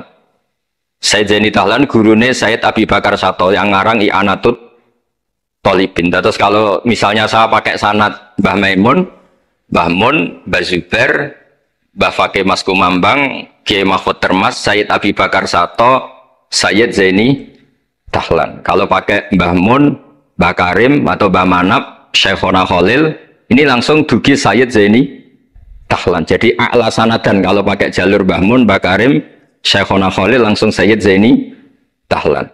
Sama kalau pakai sanad keluarga sini misalnya Mbah Khalil Harun langsung ke Syekhona Khalil langsung dugi Sayyid Zaini Dahlan. Nah silsilah keulamaan ini penting karena dulu iki cerita mawon. Sing ora bakat ngalim di ngalimno tetep dadi kiai. Sing wis bakat alim di makrifatno. Termasuk makrifate Said Zabidi niku sing nyekseni tiyang Jawa. Ini ku Mbak Abdul Manan. Terus riyen cerita-cerita tentang legenda silsilah Kiai Jawa niku. Mbah Hasan Besari ini keluarga kerajaan pun di duit, pun ngertos dunia internasional. Kepengen mondok teng Mekah. Mbah Hasan Besari sing terkenal yo. Akhirnya ngajak kancane namanya Abdul Manan niku tiang Termes, tiang desa. Dijak akhirnya mondok teng Mekah dados tiang alim. Termasuk nderekaken Said Zabidi dugi Mesir, Shahibul Ithaf. Ki Abdul Manan gak ada putra alim alama namanya Ki Abdullah. Ki Abdullah gak ada putra namanya Ki Mahfud. Dugi Ki Mahfud niki cerita sing terkenal niku kepanggih Mbah Munawir. Kila niku murid guru wakila konco. Sing jelas saingan dadi wali perkaranen. Mbah Mahfud tuh ora trimo, tapi ora trimo sae hiro kalau dalam bahasa Arab gopto ta hiro. Sopo sih kok ana wong sak tawafan khatam Quran. Terus sing kula tambahi Gus Sulila dadi wali ku sak tawafan khatam Quran. Mboten maca ithaf dalu-dalu seneng Gus penggane rokokan dalu-dalu maca kitab malah seneng. Kon molekan. Niku akhirnya kepanggih. Kepanggih terus kila niku Kiai Mahfud pesen Muhammad ini kan beto teng Indonesia. Mulane Gus Muhammad akhirnya dadi Kiai Quran. Di pondokno teng Termas bareng-bareng Bali Maksum, Gus Habib. Niku sedanten terus ngaji Badim Yati Termas. Kalau nanti diceritani Mbah Mus mriki meledake muridnya Mbah Khalil Harun di antara sebabnya niku Mbah Dimyati Termas wafat. Terus sebagian santri-santri ageng udah ngaos teng Kasingan teng Mbah Khalil Harun. Walhasil terus Gus Muhammad itu dados ngapal Quran alim. Terus dipek mantu tiyang sugih namanya Kaji Taslim. Terus akhirnya urip teng Betengan. Gak ada putra Ki Harir samangke wonten Gus Muhammad. Jadi Muhammad bin Harir bin Muhammad bin Mahfud bin Abdullah bin Abdul Manan. Niku pun dugi Shahibul Ithaf, Ithafus Sadat Al-Muttaqin. Saraipun kitab napa? Ikhya. Niku nak ngarang. Niki cerita tira. Niku nak ngarang jan luar biasa. Kitab 14 juz. Niku kabeh berilmu, boten dipenuhi cerita-cerita sing boten penting. Semuanya berkualitas. Yang paling saya kenang dari, dan ini sekaligus kalau terakhir muludan ini. Yang paling saya kenang dari statement beliau, dari ngendikan beliau itu begini. Wa Nabi sallallahu alaihi wasallam wa in jalla qadru muhtajun ila rahmatihi ta'ala wa fadli. Dari cara pikiran beliau itu, umat ini setelah Nabi Isa. Penggemar Nabi Isa itu salah dalam mendudukkan Nabi Isa, berlebihan sampai mengatakan Isa ibnu Wah. Yang benci juga berlebihan sampai mengatakan Isa itu waladuz zina, yaitu orang-orang Yahudi. Tapi kata Said Zabidi, hadil ummah ma'sumatun min dzalika kullih. Umat ini akan diselamatkan, pecinta Rasulullah SAW itu akan diselamatkan dari dosa atau kesalahan-kesalahan orang Nasrani melihat Isa. Barokahnya apa? Barokahnya sholawat. Yaitu umat ini wiridan Allahumma sholli ala Sayyidina Muhammad. Allahumma itu pemberi. Muhammad apapun jalla qadruh penerima. Sehingga kita baca sholawat itu sekaligus menunjukkan mahabbah kita ke Rasulullah SAW bahwa beliau makhluk terbaik, manusia terbaik yang paling layak dapat askas sholawat, askat takhiyat dari Allah Ta'ala. Tapi tetap saja Allah ini pemberi, Rasulullah ini penerima. Sehingga umat ini tidak akan mendudukkan Rasulullah setingkat Allah. Yaitu yang disebut burdah da'mat ta'atun nasara fi nabihimi wahkum bima syi'ta madhan fihi wahtakimi. Pokoknya silahkan memuja Nabi Muhammad setinggi langit asal da'mat ta'atun nasara. Tinggalkan kesalahan yang dilakukan orang Nasrani. Nah itu kata Said Zabidi, cukup kowe maca sholawat. Karena dengan baca sholawat berarti Allahumma sholli ala Muhammad Allah pemberi, Nabi apapun agungnya penerima. Jadi sampean nyebut Allah, yaitu Jalla Jalaluh, menyebut akrobu habaibi, akrobu asfi'ahi. Nah itu, ini cerita. Jadi kita ini dididik orang-orang spesial. Saya dididik Mbah Mun, dididik Bapak, dididik guru-guru yang lain. Beliau dididik Mbah Zubair di antara gurunya Mbah Karim, Mbah Fakih. Mbah Fakih dididik Mbah Mahfud dididik Ki Abdullah dididik Ki Abdul Manan. Ki Abdul Manan ini dididik yang ngarang kitab Ithafus Sadatil Muttaqin. Terus di situ diterangkan sanad beliau sampai ila Rasulillah Shallallahu Alaihi Wasallam. Maka dengan seperti ini baca sholawat itu kualitasnya luar biasa. Ini bukan sekedar sholawat. Mari kadang-kadang kita ini kan wong Jawa ya, kayak piye maca sholawat sakmene duwe akeh, maca sholawat sakmene naik pangkat. Ini yang terus cara kula niku apa diberantas itu lumayan gak moro Gunung Kawi. Tapi disetujoni kok kabeh kok dikompensasi materi. Jadi ribet jadi kijawon. Kalau mereka tidak punya sarana tawassul, engkau moro Gunung Kawi itu ya kedusan. Tapi maca sholawat ben dadi bupati engko ora mandi nang nyalahno sholawat. Jadi kijawo ya bingung. Nah sampean ra bingung berarti rong kiai ya dadi gapane. Tapi apapun itu dawe Said Zabiti wa Rasul wa Muhammad wa injalla qadruh muhtajun ila rahmatihi ta'ala wa fadlih. Itu mutiara yang luar biasa. Engkang kula dawa matur malih nak ngelem Kanjeng Nabi ku ngelem kaya ulama. Nggih wau kados Said Zabiti. Wong trimo redaksi sing kita baca keseharian tapi beliau bisa memahami bahwa hadhihi sholawat sighatus sholawat itu sighat sing nyelamatkan hadil ummah ila yaumil kiamah. Cinta kita pada Rasulullah terselamatkan karena kita baca sholawat. Tauhid kita terselamatkan karena Allah al-mu'ti, Rasulullah al-mu'ta. Apapun hebatnya Nabi, posisi yang diberi, yang menerima, pemberinya tetap Allah Subhanahu wa ta'ala. Dan ini cerita-cerita ngaji tahqiq ingkang sanate musalsal ila Rasulillah sallallahu alaihi wasallam. Terus kula suwun seneng Rasulullah nggih wonten sing baca sholawat dengan jumlah besar. Wonten sing bacanya ndak besar tapi ngerti sirrun min asrori sholawat. Ngene iku piye supaya sholawat iku nunjukno mahabbah kita lan keyakinan kita nak nabi niki afdhalul khalqi paling disenengi Allah. Tapi sekaligus nabi tetap Abdullah wa Rasul. Cukup dengan redaksi Allahumma sholli ala Muhammad atau masolli ala Sayyidina Muhammad. Terus niki mun dalu nek sampean kakean ilmu malah bingung. Wong kula piyambak pun nganggep final yang didhawuhna Gus Zofur mergi saya bersaksi karena hal yang sama juga Mbah Mun sering dawuh. Sing jelas iki Jawa kudu bangga tetep untuk kuota. Mergo wis kadung ngendikan kafatal linnas. Jadi tetap Allah akan bikin orang-orang alim di lain orang Arab mesti ana sing wong-wong non Arab. Kata Imam Ghazali itu orang Tus itu ikut Persia. Si Baweh juga Persia. Imam Abu Hanifah itu orang Irak.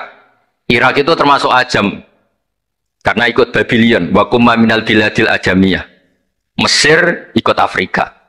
Terus insya Allah barokah cerita niki, barokah wau penjelasan Ibn Gus Zofur dan kita juga sering dengar dawe-dawe Mbah Mus, Mbah Khalil bahwa agama ini luar biasa. Mergi Indonesia itu buatan sakit bahasa Arab, tapi sakit ngarang kitab bahasa Arab. Ini Mbak Mun sering dawuh, Mbak Fadol bocah bahasa Arab ya ora iso. Ki Ihsan Jampes tau dites Mbak Zubair, jadi Mbak Zubair iseng ngetes Mbak Ihsan, tidak bahasa Arab ya ora iso, tapi iso ngarang kitab. Mbak Fadol ketemu supir taksi Arab ya tuntas. Pinter supir taksi. Mana gara Mbak Mun ana wong modal Arab kepin pinter, kepin iso bahasa Arab. Kowe adol es ning Arab Pak pinter. Bahasa Arab iso ora bangun. Nah penalim yo niru Mbah Fadol. Tapi sakit alim alama. Mergi untuk kuota agama ini kafatal linnas. Nah, agama itu mulai dulu itu masalah klaim di sosialnya ya. Pada level kebenaran tentu agama itu hak dan batil. Tapi pada level sosial itu klaim. Klaim bahwa Ibrahim itu kita. Kata orang Islam, kata orang Yahudi Ibrahim itu kita, kata orang Nasrani Ibrahim itu kita. Sebab perdebatan itu ketika diputuskan Yerusalem, Hebron, terus Bethlehem, itu dianggap kota internasional, kota bersama. Sehingga di sana itu yang namanya Nabi itu kadang kakinya di masjid, kepalanya di sinagog, atau pokoknya separuhan. Jadi saya pernah sholat di Masjid Ibrahim itu harus melewati sinagog. Itu tak inceng Nabi Ishak itu nang tengah-tengah sinagog. Ibrahim lumayan, sirahe ning masjid. Jadi hanya satu bangunan. Sama persis di Masjid Yerusalem itu masjid apa? Baitul Maqdis itu. Tembok yang satu yang sebelah ini dipakai tembok ratapan, tembok yang sama yang satu dipakai masjid. Itu jangan satu tembok, bukan dua tembok. Makanya tiga agama ini unik, musuhan tapi titik keramat itu menunjuk yang sama. Orang kok berhubung ra cocok aku tak ning Bantul, enggak ada yang seperti itu. Semuanya di titik itu. Jadi nak donga yo krungu wong kula nate teng tempat tembok ratapan yang Yahudi. Makanya sekuler yo ono barokah dunia itu sekuler. Kula mriku nggih ketunan. Mbak-mbak nggih jilbaban enggak masalah karena dianggap tempat wisata. Sama di Mesir ada masjid tertua, Masjid Amr bin As. Wong barat nak rono ya ana sing katokan cekak macam-macam. Wong wisata. Kok Masjid Kauman Jogja. Coba yang mlebu ya oleh wong sapa? Wisata. Maksudnya kan banyak turis yang ke situ posisi enggak berpakaian apa? Islamis. Senajan to mau ning jowo di Masjidnya Amr bin As sama. Nah, pertanyaannya gini, satu-satunya yang bisa meyakinkan umat Islam kalau Ibrahim tidak Yahudi dan Nasrani ya dawuh pangeran. Kenapa? Karena secara fisik makamnya itu di kawasan apa? Yahudi. Nabi Daud para meneh sak kemule itu tembok bintang kejora kabeh. Bahkan kalau ziarah ke sana kudu maca ala Yahudi dulu. Piye? Nabi Daud sing. Nah, di sini ini pentingnya nyuwun sewu, pentingnya dengan tanda kutip pentingnya politik. Jangan-jangan makam-makam itu terserah otoritasnya. Andai kan Indonesia itu menang Wahabi, mungkin makam-makam tulis sentral kemusyrikan, awas bahaya. Karena yang menang Aswaja ya tempat barokah. Ya tinggal yang nulis. Nah ini yang kita khawatirkan. Ibrahim mengalami seperti itu. Andai kan dulu yang menang 100% Umar atau Salahuddin Al-Ayyubi, mungkin Ibrahim itu enggak lagi ada sinagog di seputar Nabi siapa? Ibrahim. Semuanya mas. Tapi sekarang enggak, karena dikuasai dunia internasional itu jalan kakinya di sinagog. Ishak malah total, Ishak gitu. Yakub malah total, semua tubuhnya di sinagog karena Yakub itu nama lainnya siapa? Israel. Ya, nama lainnya Yakub siapa? Makanya Yakub bin Ishak bin Ibrahim. Lah Yakub punya anak namanya Yahuda. Paham ya? Makanya Yahuda bin Yakub bin Ishak bin Ibrahim. Yahuda punya dulur yang li'ab 12, yang dulur punya dulur li'ab itu 2, Bunyamin sama siapa? Yusuf. Ya Bunyamin Yusuf ini sakit. Yang lainnya berapa? 11. Itu 10 kan, berarti 10. Pokoknya bangsa itu berapa itu? Nah itu li'ab hanya berapa? Ada li'ab, ada apa? Sakit. Nah Yusuf nasibnya paling untung Nabi Yusuf. Orang Kristen nama Yusuf sama orang Islam jenenge Gus Yusuf itu banding. Ya. Daniel enggak ya? Keok ya? Sarah? Keok kita. Yusuf banding ya? Non muslim nama Yusuf banyak ya? Islam Kiai Yusuf juga banyak. Mustafa Rawono ya? Islam kabeh aja nih, meskipun gak wong pilihan dek nih. Mustafa sing jeneng-jeneng saya gak buatan Rawono maknane. Makanya saya itu mikir. Nah terus perdebatan sejarah itu mesti mengacu ke Duriyah. Duriyah itu komunitas. Nabi Ibrahim itu kita ikut partai Ismail saja ya supaya jelas ya. Ismail itu lahirnya di Palestina di Syam, dibawa ke Mekah. Tapi mari kula nu rodok setuju gak mari dadi utek kula niku wis rodok iku. Utek kula niku kan anut kaul sing paling aqua. Sampean anut sing tahu krungu pertama kan angel itu disambung. Tapi sudahlah saya tak kompromi saja ikut siapa? Ismail. Ismail itu kemudian ketika Islam, saya ulang lagi, ketika Islam mengklaim juga agama Ibrahim, itu orang Yahudi mencibir. Kamu kok bilang agama Ibrahim itu alasannya apa? Kita ini yang ikut Ibrahim, kata orang Yahudi, karena kita orang Palestina, kita orang Yerusalem. Terus Nabi Muhammad memberi penjelasannya, tentu diajari Allah, Ibrahim itu pernah hidup di Mekah. Buktinya fihi ayatum bayinatum maqamu, jejak kakinya di situ, jejak kesejarahnya di situ, yaitu istrinya pernah dibawa ke Safa dan Marwah, yaitu peristiwa Hajar nyari apa? Air. Lalu Ibrahim dan Hajar ini punya anak namanya siapa? Ismail, dan itu namanya Abul Arab. Jadi Abul Arab itu Ismail, bukan Ibrahim. Kenapa kok tidak Ibrahim? Karena Ibrahim juga Abu Syam. Ibrahim masih milik bersama. Yang mulai benar-benar hidup di Mekah itu siapa? Ismail. Maka dulu perdebatan antar para peneliti agama itu, lalu Adnan itu siapa? Makanya terus diputuskan wa adnanu bila roibin inda dzawil ulumin nasabiyah ila dzabihi Ismaila nisbatuhu wa muntama. Lalu pertanyaannya, orang Yahudi yang di Palestina tetap mengklaim kalau mereka turunan siapa? Ibrahim, dan menduga Ibrahim adalah Yahudi. Islam darani Ibrahim Islam. Ya sudah, seperti itu tuh nasib agama, akan begitu terus ila yaumil qiyamah. Kita tentu iman status Ibrahim, maka anak Ibrahimu Yahudiyah wala Nasraniyah. Nah, kenapa harus Quran ngendikan? Karena secara fisik atribut Ibrahim itu sekarang makomnya itu dikuasai Yahudi, akhirnya dikuasai Israel akhirnya juga. Jadi gampangannya ini loh. Umpama Nabi Ibrahim di makom ning Indonesia terus dikemuli ayat kursi, kan aman. Paham tuh kita, angel temen terang kowe. Mesti diarani Islam. Nah, tapi di makom ning Israel dikemuli bintang kejora. Paham ya? Maka mau tidak mau tetap ada perebutan otoritas politik. Makanya di sini ini Sayyidina Umar ngotot kepengen nalukno Romawi. Maksudnya Romawi yang menguasai Palestina. Tenan kasil. Akhirnya Nabi Ibrahim total ning masjid. Mulane kono jenenge Masjid Umar. Mergo sing naklukno awal sedurunge Salahuddin Alayubi sinten? Tapi gak suwe kalahne wong Islam. Lagi menang neh Rasulullahuddin apa? Terus kalah meneh, terus saiki dadi kota modern nih. Dikelola secara internasional, dianggap kota tiga nopo agama. Ya wes. Nah kita is ngimani Quran wae ora usah ndelok bukti fisik. Mergo nek bukti fisik iku beberapa nabi makome ning Israel sing status notabene niku Yahudi. Lalu Yahudi itu apa? Awas kena anut aku. Wis akeh pinterlah sementara anut aku. Karena ini sekali salah itu fatal. Yahudi itu siapa? Yahudi itu nama agama, apa nama marga, apa nama sekte.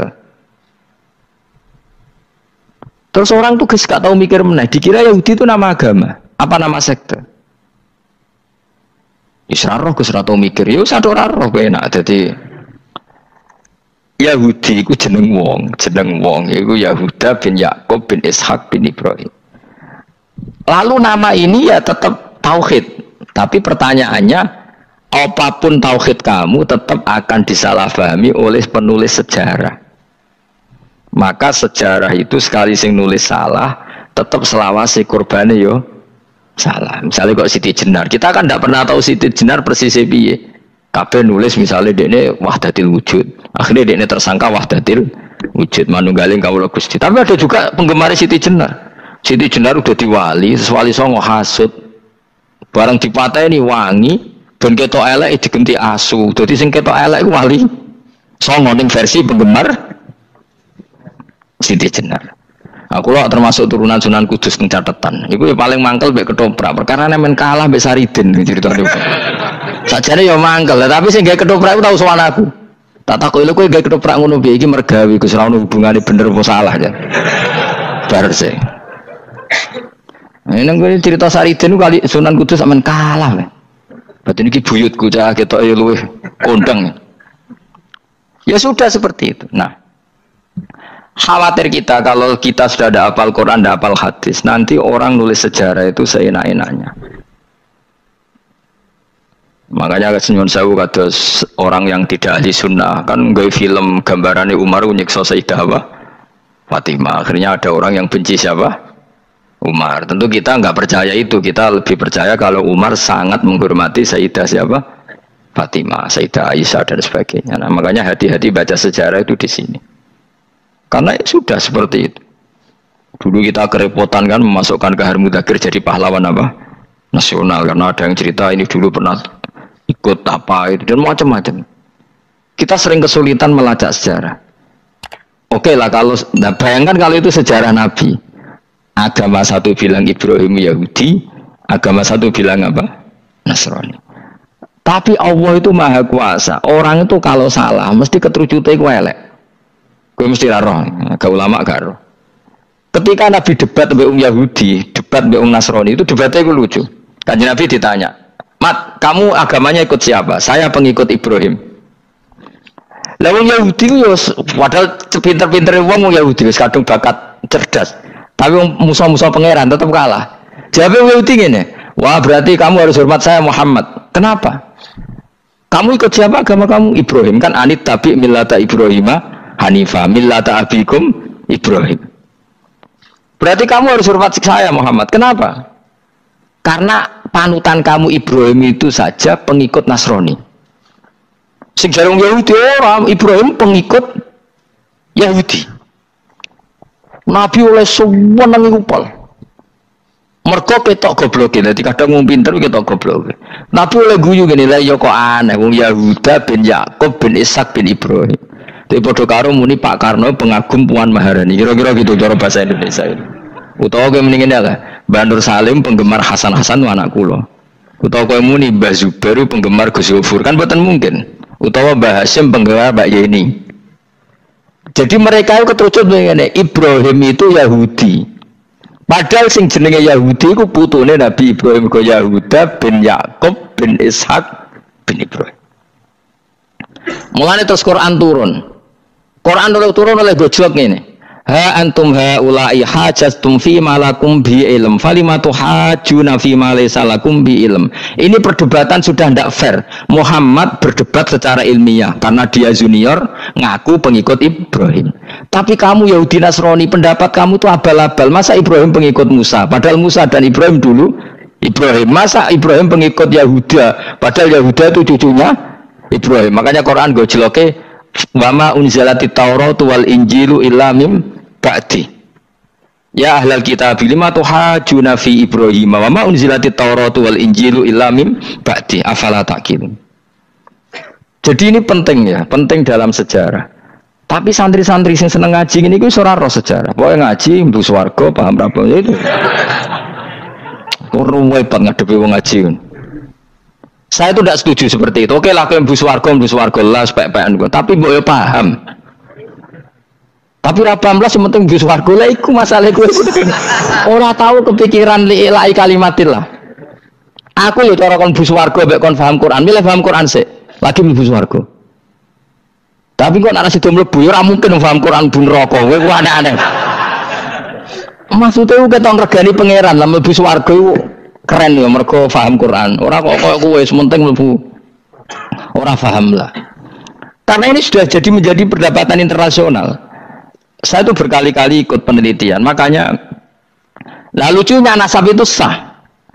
Mereka yang Yahudi kalau ditanya man huwal Yahud, huwa Ishak, huwa Yahuda bin Yakub bin Ishak bin Ibrahim. Terus diomong no Ibrahim pengikut Yahudi itu padha karo tadi kayak kita bilang misalnya Mbak Munawir pengikut Gus Najib. Kan nggak mungkin Pak Karno pengikut Puan Maharani atau Gus Mbak Hasyim pengikut Mbak Yeni atau Mbak Nur Salim bapak saya pengikut Hasan anak saya, kan aneh. Sehingga pangeran oleh gojlok gitu. Ha antum haula'i hajastum fi malakum bi ilm. Mereka ini sudah siap berdebat secara ilmiah. Falimatu hajuna fi ma laysa lakum bi ilm. Tapi saya iki pecintane Kanjeng Nabi ku rata-rata ku ora pinter. Penting selawatan berjanji buanter. Nak darani bid'ah ngamuk wis ngono terus kegiatan. Lah sing darani bid'ah padha dene wong selawatan iku tareh kok di. Kadang-kadang yo bingung. Wis sama dibak berjanji cara mbok terjemah ngarah darani bid'ah. Lalu kita ini di wong walam matam min hamli syahroni ala masyuril aqwalil marwiyatu via bil madinati Abu Abdullah. Ketika Nabi kandungannya umur 2 bulan bapaknya mati. Terus itu kan tareh. Gara-gara diwaca bahasa Arab terus koyo mantra. Lah akhirnya diarani bid. Sing maca padha ora paham, maksud Allah, ya Allah. Bakten wong. As padha dene aku. Repot pisan.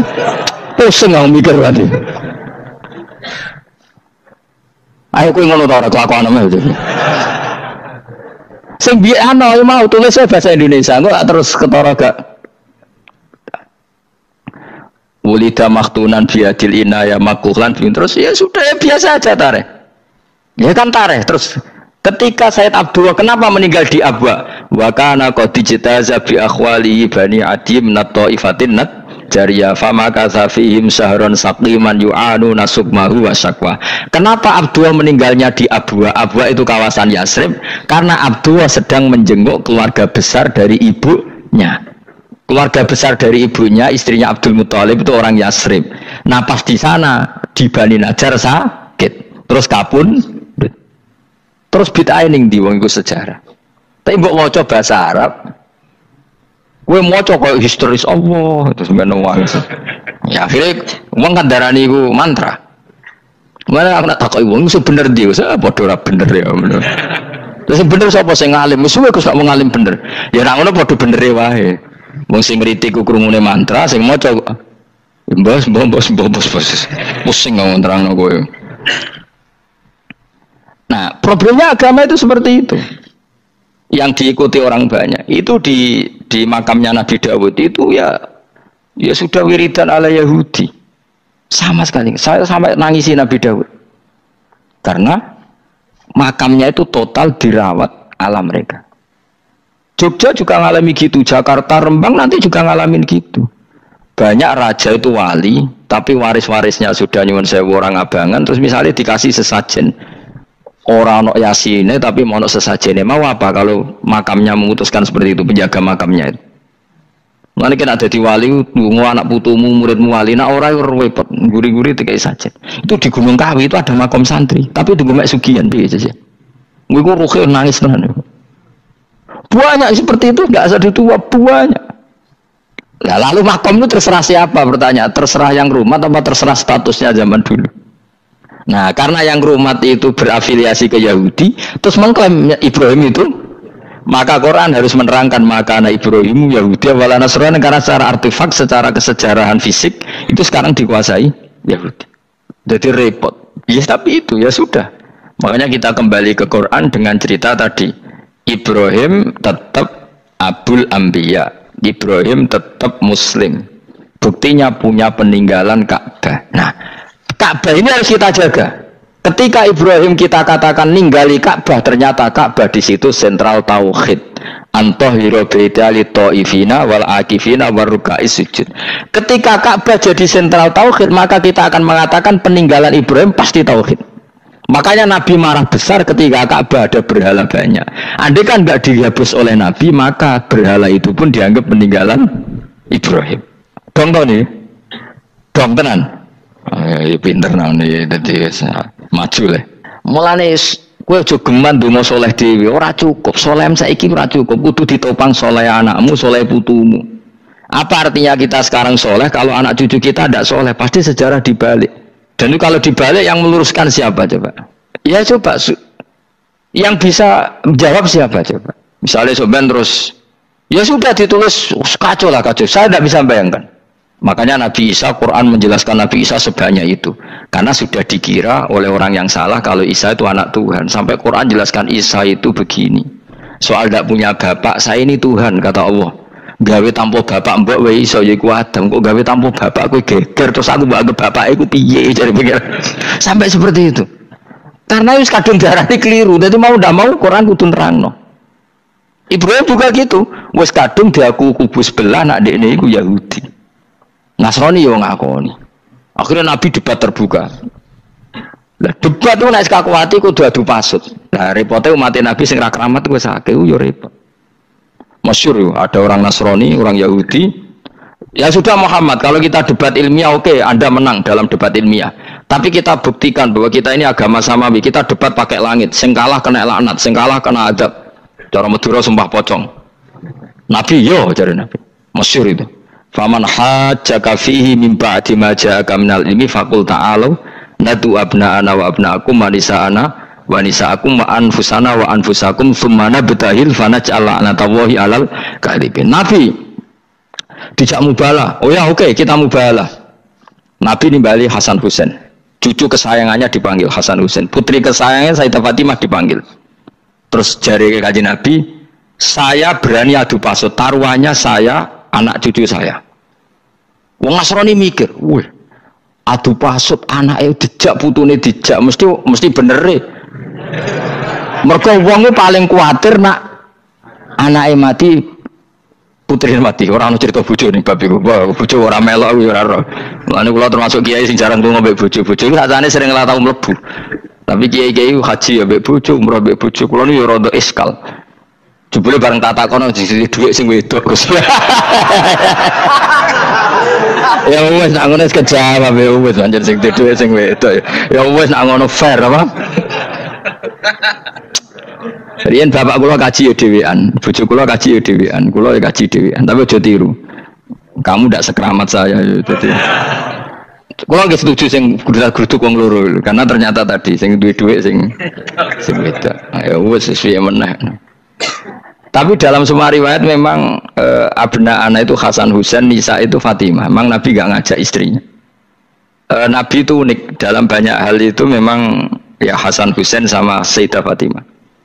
Kenapa istri itu kadang nggak dilibatkan? Memang nggak seru, seru anak. Orang itu lebih menyayangi anak, toh nyowo coro Jawa. Bareng Nabi keluar, orang-orang Nasrani bilang ini wajah-wajah yang setiap mengetuk langit pasti disembadani. Terus mereka mundur, nggak jadi apa mubahalah, minta mubahalah ini dibatalkan. Berarti Nabi itu debat 2 kali. Secara ilmiah ya pernah, yaitu membuktikan kalau Ibrahim adalah pernah berdomisili di Mekah. Sehingga Nabi mengklaim sebagai turunan Nabi Ibrahim. Mereka tanya buktinya apa? Terus fihi ayatum bainatum maqamu Ibrahim.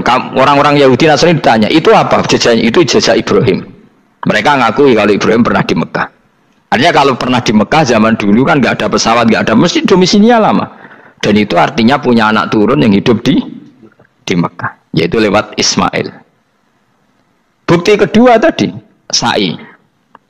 Sa'i baina Safa wal Marwah adalah mengenang ketika Hajar mencari air. Lagi mulai perkara mbek kowe. Saiki Ismail ketika lahir iku jek digolekno banyu antarane Safa mbek Marwah. Sementara cerita Dzabih disembelih iku ning Sam. Mulane kok melo-melo lah ya. Kok melo-melo iku lha. Aja terusno, mari kepinteran wis. Semeneng ae ora usah melo-melo. Gak, aku Ismail ya.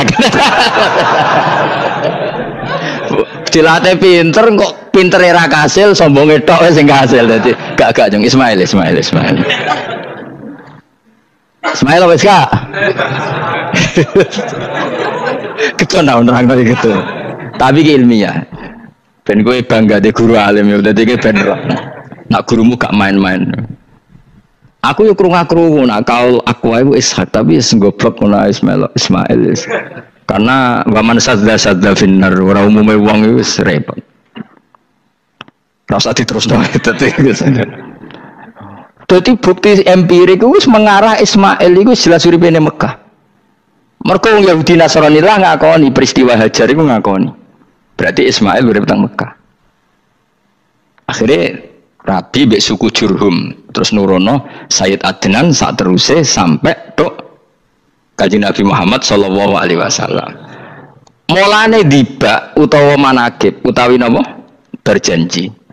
Niku pertama sing disebut abtadiul imla bismillah terus wa ba'du fa'aqul wa Muhammad bin Abdullah.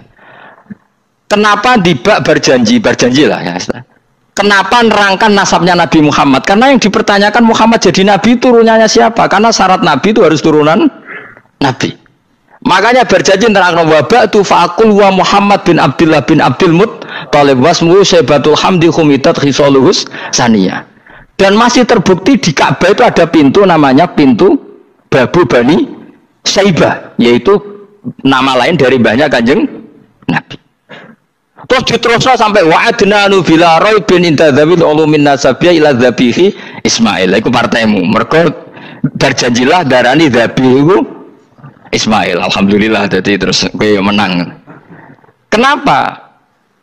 Ya itu tadi sajane mbok diterjemah yang ini ketahuilah bahwa Muhammad punya bapak Abdul punya bapak Abdul Muthalib punya bapak Hashim nama lainnya ini bin Abdi Manaf sampai Adnan. Ketika diterjemah itu jadi mantra apa jadi buku sejarah? Nambah waca Arab itu kira paham? Mantra. Mulane sing ngarapno ya bener pancen suarane suara mantra. Sing ngalalo ya bener karena itu sudah apa? Sejarah. Lah khilaf seperti ini sudahlah kita abaikan saja, kita suka damai, tidak suka konflik. Biasalah seperti itu. Tapi yang jelas perdebatan antar para nabi itu seperti itu. Akhirnya Nabi Muhammad ngurusno itu. Bukti Ismail itu pernah hidup di Mekah, adalah lahirnya di sini, pernah mengalami peristiwa ini, dan sisa-sisa Ibrahim ada fihi ayatum bayinatum maqamu Ibrahim, yaitu batu yang pernah diinjak Nabi Ibrahim. Nah kenapa itu mesti Ibrahim? Karena nak wong biasa gak mungkin nginjak batu kok sampai bekas. Jajal kowe nginjak nganti bolak-balik. Itu mukjizat, wong batu diinjak kok bekas. Terus Ka'bah sebagai pewaris Ibrahim ditulisi kalimat-kalimat tauhid sehingga kepastian Ibrahim itu bapak tauhid. Makanya Nabi Riso ketika bidirinya Ka'bah ada banyak berhala, nanti dikira berhala ini syariatnya Nabi Ibrahim. Makanya lah ketika berhala banyak Nabi gak mau madhep Ka'bah, nanti dikira nyembah berhala. Maka sama Allah dialihkan disuruh madhep Baitul Maqdis. Ketika berhala dihilangkan, Nabi baru disuruh madhep Ka'bah. Jadi perdebatan ini atau ilmiah ini harus kita kaji, kita pahami. Karena kata Allah, antum haula'i hajastum fi ma lakum bi ilm falimatu hajuna fi ma laysa lakum bi ilm. Nah, iswani debat kudu datane data ilmiah. Sementara mereka darani Ibrahim pengikut Yahudi, padahal Yahudi ku putune Nabi Ibrahim, yaitu Yahuda bin Yakub bin Ishak bin Ibrahim. Mestinya kan bahasanya Yahuda pengikut Ibrahim, aja diwali Ibrahim pengikut. Lah Nabi benar ketika takoi, Muhammad kamu ikut siapa? Saya ikut Ibrahim. Kan normal kan? Kalau junior ikut, mereka enggak. Ibrahim pengikut Yahuda. Ya mau perkara Pak Karno pengikut Puan Maharani, Mbah Hashim pengikut Mbak Yeni, kan kacau kan? Lah itu terus Allah ngejlok tadi. Muhammad kekasihku wis debat secara ilmiah, tapi kamu tidak ilmiah. Makanya lima tuhajuna fi Ibrahim wa ma unzilatit Taurat wal Injilu illa mim ba'di. Kok Ibrahim mbok arani Yahudi piye? Wong penanggalan Yahudi misalnya dimulai kok Taurat. Taurat Musa itu generasine sause Ibrahim. Tapi Ibrahim mbok arani pengikut Musa. Dong ya. Jadi itu masalah-masalah. Tapi ayat-ayat ngene iku ora populer. Kowe seneng ayat populer ya poligami fangkihu ma tobalakum. Kowe iku sing ora alim lah wabal. Mergo di kepentingan apa? Poligami. Mbek wong sing seneng keramat, senengane dalil wa may taqila ja'alahu makhraja. Tekan dadi wali kepingine untuk duit yang enggak terduga. Udah diuteke ku duit. Padahal syarat saya wali ku ora pati seneng duit. Lah kepen dadi wali ben oleh duit. Jadi wis kenapa dadi wali ben wa yarzuqhu min haitsu la yahtasib. Jadi uteke wis elek. Jadi institusi wali wae duwi. Jadi nak aku wali para pangeran rezeki teko min haitsu. Mulane kira bakal dadi wali, ngerutek kemjek ngono ora bakal dadi. Ayo saiki Ismail besar. Ismail. Aku ya getun kadang alim kadang getun. Perkarane nyulayani apa? Mainstream. Tapi cara kula ya Ismail sudah tak pilih napa? Ismail.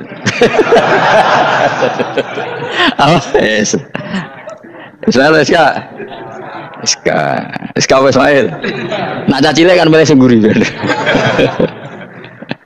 Yang jelas bahwa Ismail atau Ishak kaulani ono pendapat loro. Ya sudah, pokoknya arah Ismail ya Ishak. Tapi kabeh kitab itu menjadi setuju Ishak, tapi ben kok. Aku kadang ya, aduh matane wong tenan. Ya sudah, pokoknya kaulani apa? Ada dua pendapat, yaitu Ismail atau Ishak atau malah kita alime to kowe. Ada dua pendapat. Oh kan. Jadi kesane macane kitab ku akeh ngono. Gak ngerti mau hasil ngaji ke bengi. Aduh matane wong guys. Sabar. Ismail wis ya. Sekawe Ismail. Soale mele sing nguri. Wa tarakna alaihi fil akhirin salamun ala Ibrahim. Nah kemudian Allah menitahkan Ibrahim pasti kamu dikenang secara baik. Maksudnya tadi tiga agama semuanya mengklaim Ibrahim itu bagian dari itu. Jadi semua agama mengakui siapa? Ibrahim. Lah ya mbok gedhingi kaya ngono kersane pangeran panjenengan Ibrahim diakui tiga agama kan yo repot. Nah iya kowe ra cocok Ibrahim diklaim Yahudi, diklaim Nasrani, tapi kersane Allah Ibrahim itu orang atau sosok yang dipuji tiga kan. Ya wis kersane pangeran. Ini jelas kalau bersaksi betul di Hebron itu ada makam Ibrahim, Ishak, Yakub. Yakub karena nama lainnya adalah Israel, total di sinagog. Meskipun kita tetap kita pasti yakin kalau Yakub itu nabi dan tidak ada sangkut pautnya dengan keyahudian. Maka kita statusnya mengikuti Quran saja. Kalau status artefak atau fisik itu tinggal sing gawe makom. Gitu. Misalnya tadi Ibrahim karena makamnya di Israel, Israel dikuasai orang Yahudi, terus mereka tinggal saja ganti kafan ala Yahudi, dikemuli ala Yahudi, selesai. Waduh misalnya ono Zaid yang bawali bora,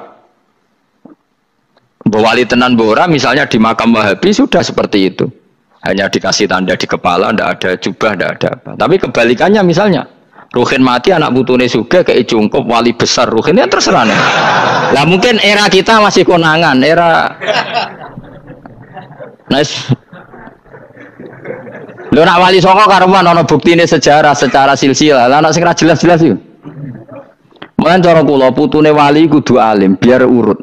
Lho saya itu punya catatan sampai Sunan Kudus meskipun lewat ibu, lewat nasab ibu. Tapi supaya penting, pentingnya tadi saya masih punya kitab milik buyut saya ke-7 ke-8. Itu berapa coba? Berapa orang itu? Itu setiap saya buka itu langsung putus saking lamanya kitab itu. Sehingga saya tahu itu tradisi nenek moyang saya. Enggak mungkin nenek moyang saya seneng keris, seneng jimat. Nyatanya yang goni lemari ini mau ana kitab. Mbok nak nggone manane keris kan. Artinya ini penting. Ibrahim juga gitu. Ibrahim itu ngendikan dengan anak putune tinggalanku yo Ka'bah iki, sucikan Ka'bah dari kemusyrikan. Antohiro bidali taifina wal akifina warrukais sujud. Sehingga orang ingat Ka'bah itu ingat apa? Dipakai kiblatul musallin. Kiblatnya orang sholat. Lalu orang sholat itu orientasinya apa? Adalah tauhid. Berarti Ka'bah didesain untuk kiblatnya para ahli tauhid. Harus terus kita buktikan terus setiap sholat mustaqbilal kiblati dan saat sholat kita melakukan tauhid. Jadi terus sejarah berkesinam. Tapi andaikan sejarah pelakunya salah ketika Ka'bah dikuasai Abu Jahal, Abu Lahab, kemudian didesain pinggirnya Al-Ata dan Uz, maka seakan-akan Ka'bah jadi sentral kemusyrikan. Makanya ini penting. Jadi lalu sejarah ini gimana? Ya terserah pengelolanya kan. Mulane wali urip itu mesti didongakno wali mati. Mergo sing iso njaga khazanah iki wali urip. Paham sing kula maksud? Jadi ojo bayangno Mekah itu sampean kalah. Nak Mekah kalah terus Ka'bah dikuasai Abu Jahal CS misalnya. Sing jenis maksudnya. Orang Abu Jahal tangi meneh mboten malah repot kabeh. Nah di sini ini pentingnya Quran. Alhamdulillah wong Islam diwarisi oleh Allah Quran, kitab la yatabaddal wa la yatakhayyar. Kitab yang enggak akan rubah, yang enggak ada matinya. Sehingga suatu saat misalnya Ka'bah kok pinggirnya berhala, kita tetap nganggep itu tradisi yang salah. Mergo sing jenenge Ka'bah iku antohira bidali taifina wal akifina warrukais sujud. Ka'bah adalah tempat yang harus steril dari salah guna, dinggo kemus kan.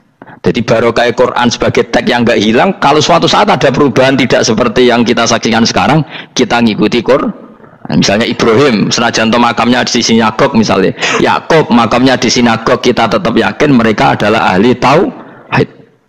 Nabi Dawud yang diklaim sebagai King Dawud, King David, makamnya di Israel, terus diatributi ala Yahudi, kita tetap yakin huwa nabiyun, beliau adalah nabi beragama tauhid. Berdasar apa? Ya berdasar penjelasan Al-Quran. Kalau berdasar empirik artifak ya terserah yang bikin. Dan ini ya. Di mulane kowe sing syukur ngaji sampai roh kaul loro Ishak Ismail wis ya sapa to sing mesti siapa Ismail mau baru Ismail gak konsisten ya ben kok supaya anut wong akeh jangan anut wong akeh wis ngene padha ora roe wa tarokna abqaina ali fil akhirin sanan pengalaman hasanan kang bagus salam untuk keselamatan minna sanging kita maksudnya sanging Allah ala Ibrahim ngatasi Ibrahim kadhalika mengkon-mengkon kabeh kama jazina kowe malas ingsun ing kabeh naji malas ingsun al muhsinina ing pira-pira wong sing nglakoni kaapian li anfusi maring awak dhewe ne wong akeh. Jadi orang dimulai melakukan kebaikan pada dirinya sendiri. Kalau dia baik pasti apa? Orang lain merasa kebaikan Nah, misalnya kayak apik mesti kepengen sedekah, orang lain yang untung. Kamu baik pasti ingin menyebarkan kebaikan, orang lain pasti untung. Inna usataman Ibrahim iku min ibadina al mukminin. Saking pira-pira kaula ingsun al mukminina kang mukmin kabeh. Wa basyarnahu. Lan ngekei berita gembira ingsun hu ing Ibrahim bi Ishaq kelawan tak kaya anak Ishak. Ustudillah dikai dalil apa bidzalika klan do Ishaq ala anadzabiha ing atase sak temene sing disembelih kuwi ruhul yane Ishaq. Dadi ana kaul sing darani pokoke ora Ishaq. Ora Ishaq sapa? Ya Ismail. Dadi Imam Suyuti ngotot Ismail, sing nyarai Jalalain Imam Sawi ngotot Ishaq. Iki partai Jalalain apa Sawi? Lho Jalalain kaose kadung kaos Jalalain dulu. Yes pokoknya nara Ibrahim kan agak Ismail ya. Iska tidak mungkin yang lain iku wae sing ngono kok ribet. Sing jelas niku ana sing disembelih. Jenenge nara Ibrahim, sapa? Ishak, Ismail. Sing nyembelih jelas Ibrahim, nah niku jelas. Aduh. Repot dadi wong alim dadak. Kula nate maca mobil mangkal nganti saiki. Susah dadi wong waras, tangan-tangan kok gimana bener ya? Lah wong gendeng ora tau mikir. Jadi aku tahu dendam mbek tulisan mobil mesti tok-tok. Gelem ra gelem kan maca ning ngarepe. Susahe dadi wong waras. Aku pertama eskal. Engko waras kok susah. Tanganan iya wong gendeng kan gak tau mikir. Mulane kena susah berarti waras. Nak ora tau mikir berarti. Jadi mau nak roh khilaf berarti wong alim. Nak ora roh khilaf berarti wong orang alim. Saiki wis roh khilaf berarti alim. Masa Rasulullah jadi nabi itu 23 tahun. Terus sampean ingin ngaji paham dalam 1 jam, itu keangkuhan menurut saya. Jadi Rasulullah itu jadi nabi itu 23 tahun. Tapi orang ingin memahami Islam, nyewa kiai, diatur lagi itu kalau nggak pernah sepuh itu dosa, itu jelas itu. Itu 1 jam ingin paham. Saya punya sekian cerita, ini Maulidur Rasul Shallallahu Alaihi Wasallam. Itu dulu zaman Nabi itu ada ayat yang Jibril jauh-jauh dari langit turun ke bumi hanya membawa 1 kalimat. Sehingga syarat seorang mufassir itu termasuk tahu pertanyaan kalimat apa yang hanya 1 diturunkan Jibril, yaitu kalimat minal fajr. Jadi dulu awal-awal Islam itu ada ayat kamu makan wakulu washrobu hatta yatabayyana lakumul khaytul abyadu minal khaytil aswad. Jadi kalau malam puasa itu orang boleh makan selagi melihat benang putih sama benang hitam itu belum kelihatan. Tapi kalau sudah kelihatan mana yang hitam, mana yang putih, berarti otomatis imsak. Itu sahabat entah saking lugunya, itu ya benar-benar pasang benang hitam sama putih, dia makan. Nanti 1 jam dari makan misalnya diintip lagi, kok belum kelihatan, makan lagi. Mungkin yang istrinya cantik ya kumpul istrinya lagi, kalau tidak cantik ya sudah tidak usah mungkin. Sampai itu jadi perilaku sahabat berhari-hari. Ketika dilaporkan ke Rasulullah, Rasulullah itu tertawa-tawa. Kok ada begitu? Baru Jibril datang menerangkan minal fajr. Jadi benang hitam artinya masih malam, benang putih maknanya sudah fajar shadiq. Itu lama sekali. Saya terus mau cerita tentang sanad ilmu. Jadi Nabi itu 23 tahun. Dan itu tidak gampang, ada fasenya. Bahkan ada fase Nabi itu harus as-sukut anil mungkarat. As-sukut anil mungkarat itu diilmoni oleh pakar-pakar usul fikih. Apakah as-sukut anil mungkarat itu berarti mengekrori kemungkaran? Apa takhirul bayan? Saya ulang lagi pakai bahasa Indonesia. Ketika ada kemungkaran, Nabi diam. Itu diamnya karena nyari momen untuk ngandani. Atau memang diam itu dengan tanda kutip jangan-jangan dianggap ikrar. Makanya ulama usul fikih itu berdebat. Diamnya Nabi ketika melihat kemungkaran di awal Islam itu karena ada mahwa aham, ada yang lebih penting yaitu menerangkan tauhid. Atau takut itu menjadi satu momok bagi mereka karena Nabi dianggap coro Jawa itu dianggap kecangkeman, sidik-sidik ngeloroi, sidik-sidik ngeloroi. Nah, perdebatan ulama dalam seperti ini itu penting sekali karena nanti menjadi satu rumus ilmu. Saya berkali-kali berpikir gini, misalnya Anda punya keponakan atau punya anak pacaran. Ada pakde yang keras sekali, mesti marah. Itu nanti ponakannya nggak sempat dikandani karena main saja nggak berani, mesti pakde itu marah. Karena ini Islam garis keras atau garis lurus atau apa lah nggak tahu. Pokoknya punya garis. Terus ada kelompok Islam yang nggak punya garis, ya nggak punya karakter. Ponakane pacaran ya santai, malah kenalan pacare ponakane. Cantile kuliah podo, sehingga ponakannya merasa terjustifikasi. Berarti pacaran nggak apa-apa, wong paman saya nggak marah. Natijahnya pasti sama. Yang terlalu mudahanah, yang terlalu baik, hasilnya tidak didik sama sekali. Karena seakan-akan mengakui bahwa itu tidak apa-apa. Yang keras sekali hasilnya juga sama, nggak didik sama sekali karena dolan we rawani, kapan didiknya? Nah kira-kira seperti itu. Yang nggak mau berteman sama orang-orang maksiat juga hasilnya sama, meskipun atas nama kebenaran. Aku mau kancan nong maksiat, ngotori. Hasilnya sama, nggak mau mendidik. Tapi yang mau ngancani juga bahaya kalau terlalu keseringan karena jute aku kenal kiai iki ratu diloroi, berarti gak popo kan gitu. Nah ini PR besar dalam umat Rasulullah Shallallahu Alaihi Wasallam. Tadi saya diceritani Mbah Jamal berjuangnya di sini, nata dari kampung yang macam-macam menjadi kampung baik. Dulu saya di Lasem ya gitu. Mbah Mun dulu ya sarang dihimpit 2 kampung yang masalah. Tapi lama-lama terus jadi kampung yang baik lewat tarbiyah, luar biasa. Maka ketika kemungkaran kita biarkan, itu namanya apa? Namanya itu kalau dalam usul fikih itu takhirul bayan. Apa? Mengundurkan memberi apa? Penjelasan. Karena sekali tidak dengan definisi ini, nanti takutnya dianggap al-iqrar alal mungkar, dianggap ngakui kemungkar. Nah, saya termasuk orang yang sangat usuli ya, sangat memahami Quran, hadis itu cara disiplin ilmu usul fikih. Nah, kenapa itu satu keharusan begini logikanya? Saya ulang lagi, Nabi jadi Nabi itu 23 apa? Itu yang menyokong beliau jadi Nabi itu orang Nasrani dan orang Yahudi. Karena itu satu-satunya perangkat yang harus dipakai. NU belum ada, sama nggak usah GR bela Nabi. NU pas itu belum ada. Maulid Nabi itu yang kangelan tuh Abu Lahab, bukan pengurus NU. Sampai sekarang dalil Maulid itu masih pakai Abu Lahab. Jadi ini ya NU itu termasuk organisasi yang luar biasa. Abu Lahab itu jadi dalil.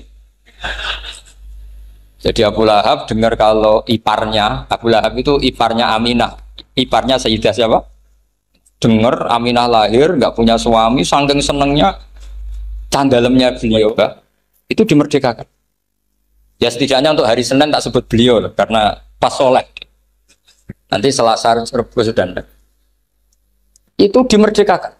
Saya yang kiai kecil saja nggak bayangkan kalau pagi-pagi tidak punya anak dalam yang bikin kopi siapa, yang mencucikan siapa, yang nyapu rumah. Tapi Abu Lahab saking senengnya punya ponakan itu dikasihkan. Sudah Suwaiba kamu pakai saja. Sudah biar melayani kamu, ngurusin kamu. Jadi saya bayangkan hari itu Abu Lahab itu mungkin bikin kopi sendiri, nyapu sendiri demi. Nah itu sama Allah dikenang sehingga yukhaffafu anhul adzabu yaumal isnan itu masyhur. Idza kana hadza kafiron jaa dhammuhu bi tabbat yadahu fil jahimi muhal lada ata annahu fi yaumil isnaini daiman yukhaffafu anhu lisururi bi ahmada famadzannu bil abdil ladzi kana umruhu bi ahmada masruran wa mata muwahhida. Ini Abu Lahab yang kafir, hormat Maulidur Rasul saja dapat takhfiful adab, apalagi yang mukmin. Jadi itu satu-satunya dalil Maulid, itu dalilnya Abu Lahab. Ya makanya terus kita itu dibully sama kelompok sebelah, dalil kok Abu Lahab. Tapi saya pastikan awal Islam itu yang menjadi perangkat nubuwah itu hanya Yahudi dan Nasrani. Karena yang lainnya nggak tahu Nabi itu apa. Saya beri sedikit cerita, Nabi itu umur anggap saja kita ikut kaul yang 12 tahun saja. Sebetulnya ada beberapa perdebatan, ada yang bilang 9, ada yang bilang 12. Tapi yang debat tidak usah didengerin, sama-sama nggak tahu kok ngotot. Kadang orang debat yang lucu, sama-sama nggak tahu kok ngotot. Anggap saja 12. Nabi datang ke Syam. Syam itu ya sekitar Syria, Libanon, Palestina itu Syam. Itu pertama yang tahu kalau beliau Nabi itu ya rohib. Rohib itu terjemahnya ya pendeta. Rohib, Bukhaira nemuin Abu Thalib. Itu siapa? Ini anak saya. Terus ditanya lagi, ini siapa? Ini anak saya. Sampai 3 kali. Terus sampai Abu Thalib itu agak tersinggung. Memangnya masalahnya apa kalau dia anak saya? Terserah Ibu Bukhaira bilang gini, semua alamat Nabi pada anak ini itu ada semua, kecuali kecelakaannya satu, anak kamu. Loh, memangnya masalahnya apa? Karena alamatnya Nabi di Taurat dan Injil itu yatim, sementara ini punya bapak kamu, ini masalah. Jadi dilihat macanya sudah memenuhi kriteria, semua memenuhi kriteria, kecuali satu, karena punya bapak Abu. Akhirnya Abu Thalib ngaku, ndak, ini dah anak saya, ponakan saya. Akhirnya diketahui kalau ini benar-benar calon Nabi. Pertama yang tahu siapa? Pendeta. Karena yang punya khazanah kitab samawi itu ya para orang Nasrani dan Yahudi. Sehingga Al-Quran meskipun pada akhirnya ngeritik Yahudi Nasrani, dikatakan Yahudi dan Nasrani. Karena satu-satunya yang masih punya kitab samawi itu Yahudi dan Nasrani. Meskipun sebagiannya sudah dirubah-rubah. Alamat pertama itu seperti yang diceritakan di berjanji afi ainaihikum, matanya dilihat. Terus perlakuan pohon. Saya pernah di pohon itu, pohon nubuah. Itu umurnya ribuan tahun. Itu kalau Nabi duduk misalnya di arah barat, matahari dari barat, normalnya akan kena kesetrong matahari. Itu yang rubah itu dahannya. Jadi Nabi itu orangnya lugu, duduk aja nggak mau mikir. Memang syaratnya Nabi itu nggak boleh mikir, harus ummi. Ummi itu lugu. Nggak boleh Nabi mikir besok makan apa, terus jabat apa, itu nggak boleh. Itu udah Nabi itu, maklar itu. Nabi itu nggak boleh mikir. Makanya Quran nyifati Nabi itu makun tata drimal kita bualal iman. Kamu itu tidak tahu kitab itu apa, iman itu apa. Jika Nabi itu nggak bisa jumpa pers, nggak bisa. Nabi kok memalumatkan, wah saya tadi malu, nggak bisa. Nabi itu justru bagus keliru pertama jadi Nabi. Nabi pertama ketemu Jibril itu dikira malakul maut, dia lari ketakutan. Zamiluni Khotijah, saya ini takut, itu tadi ada malakul maut, saya takut. Sama Khotijah dikemulin. Jadi Nabi itu nggak tahu kalau itu malaikat siapa? Jibril. Jibril nggak bisa dia kenalan nggak di seminar. Ini malaikat Jibril pernah kuliah di sini, nggak bisa seperti itu. Jibril itu ya aneh. Pertama ketemu Nabi, Iqra ya Muhammad, kamu harus baca ini. Kata Nabi, Nabi Korean, saya tidak bisa baca. Harus bisa. Dipaksa sampai 3 kali. Nabi tetap jawab, saya tidak bisa baca. Terus kata Nabi kenangnya, Faghot Tony, saya didekap. Kamu harus bisa.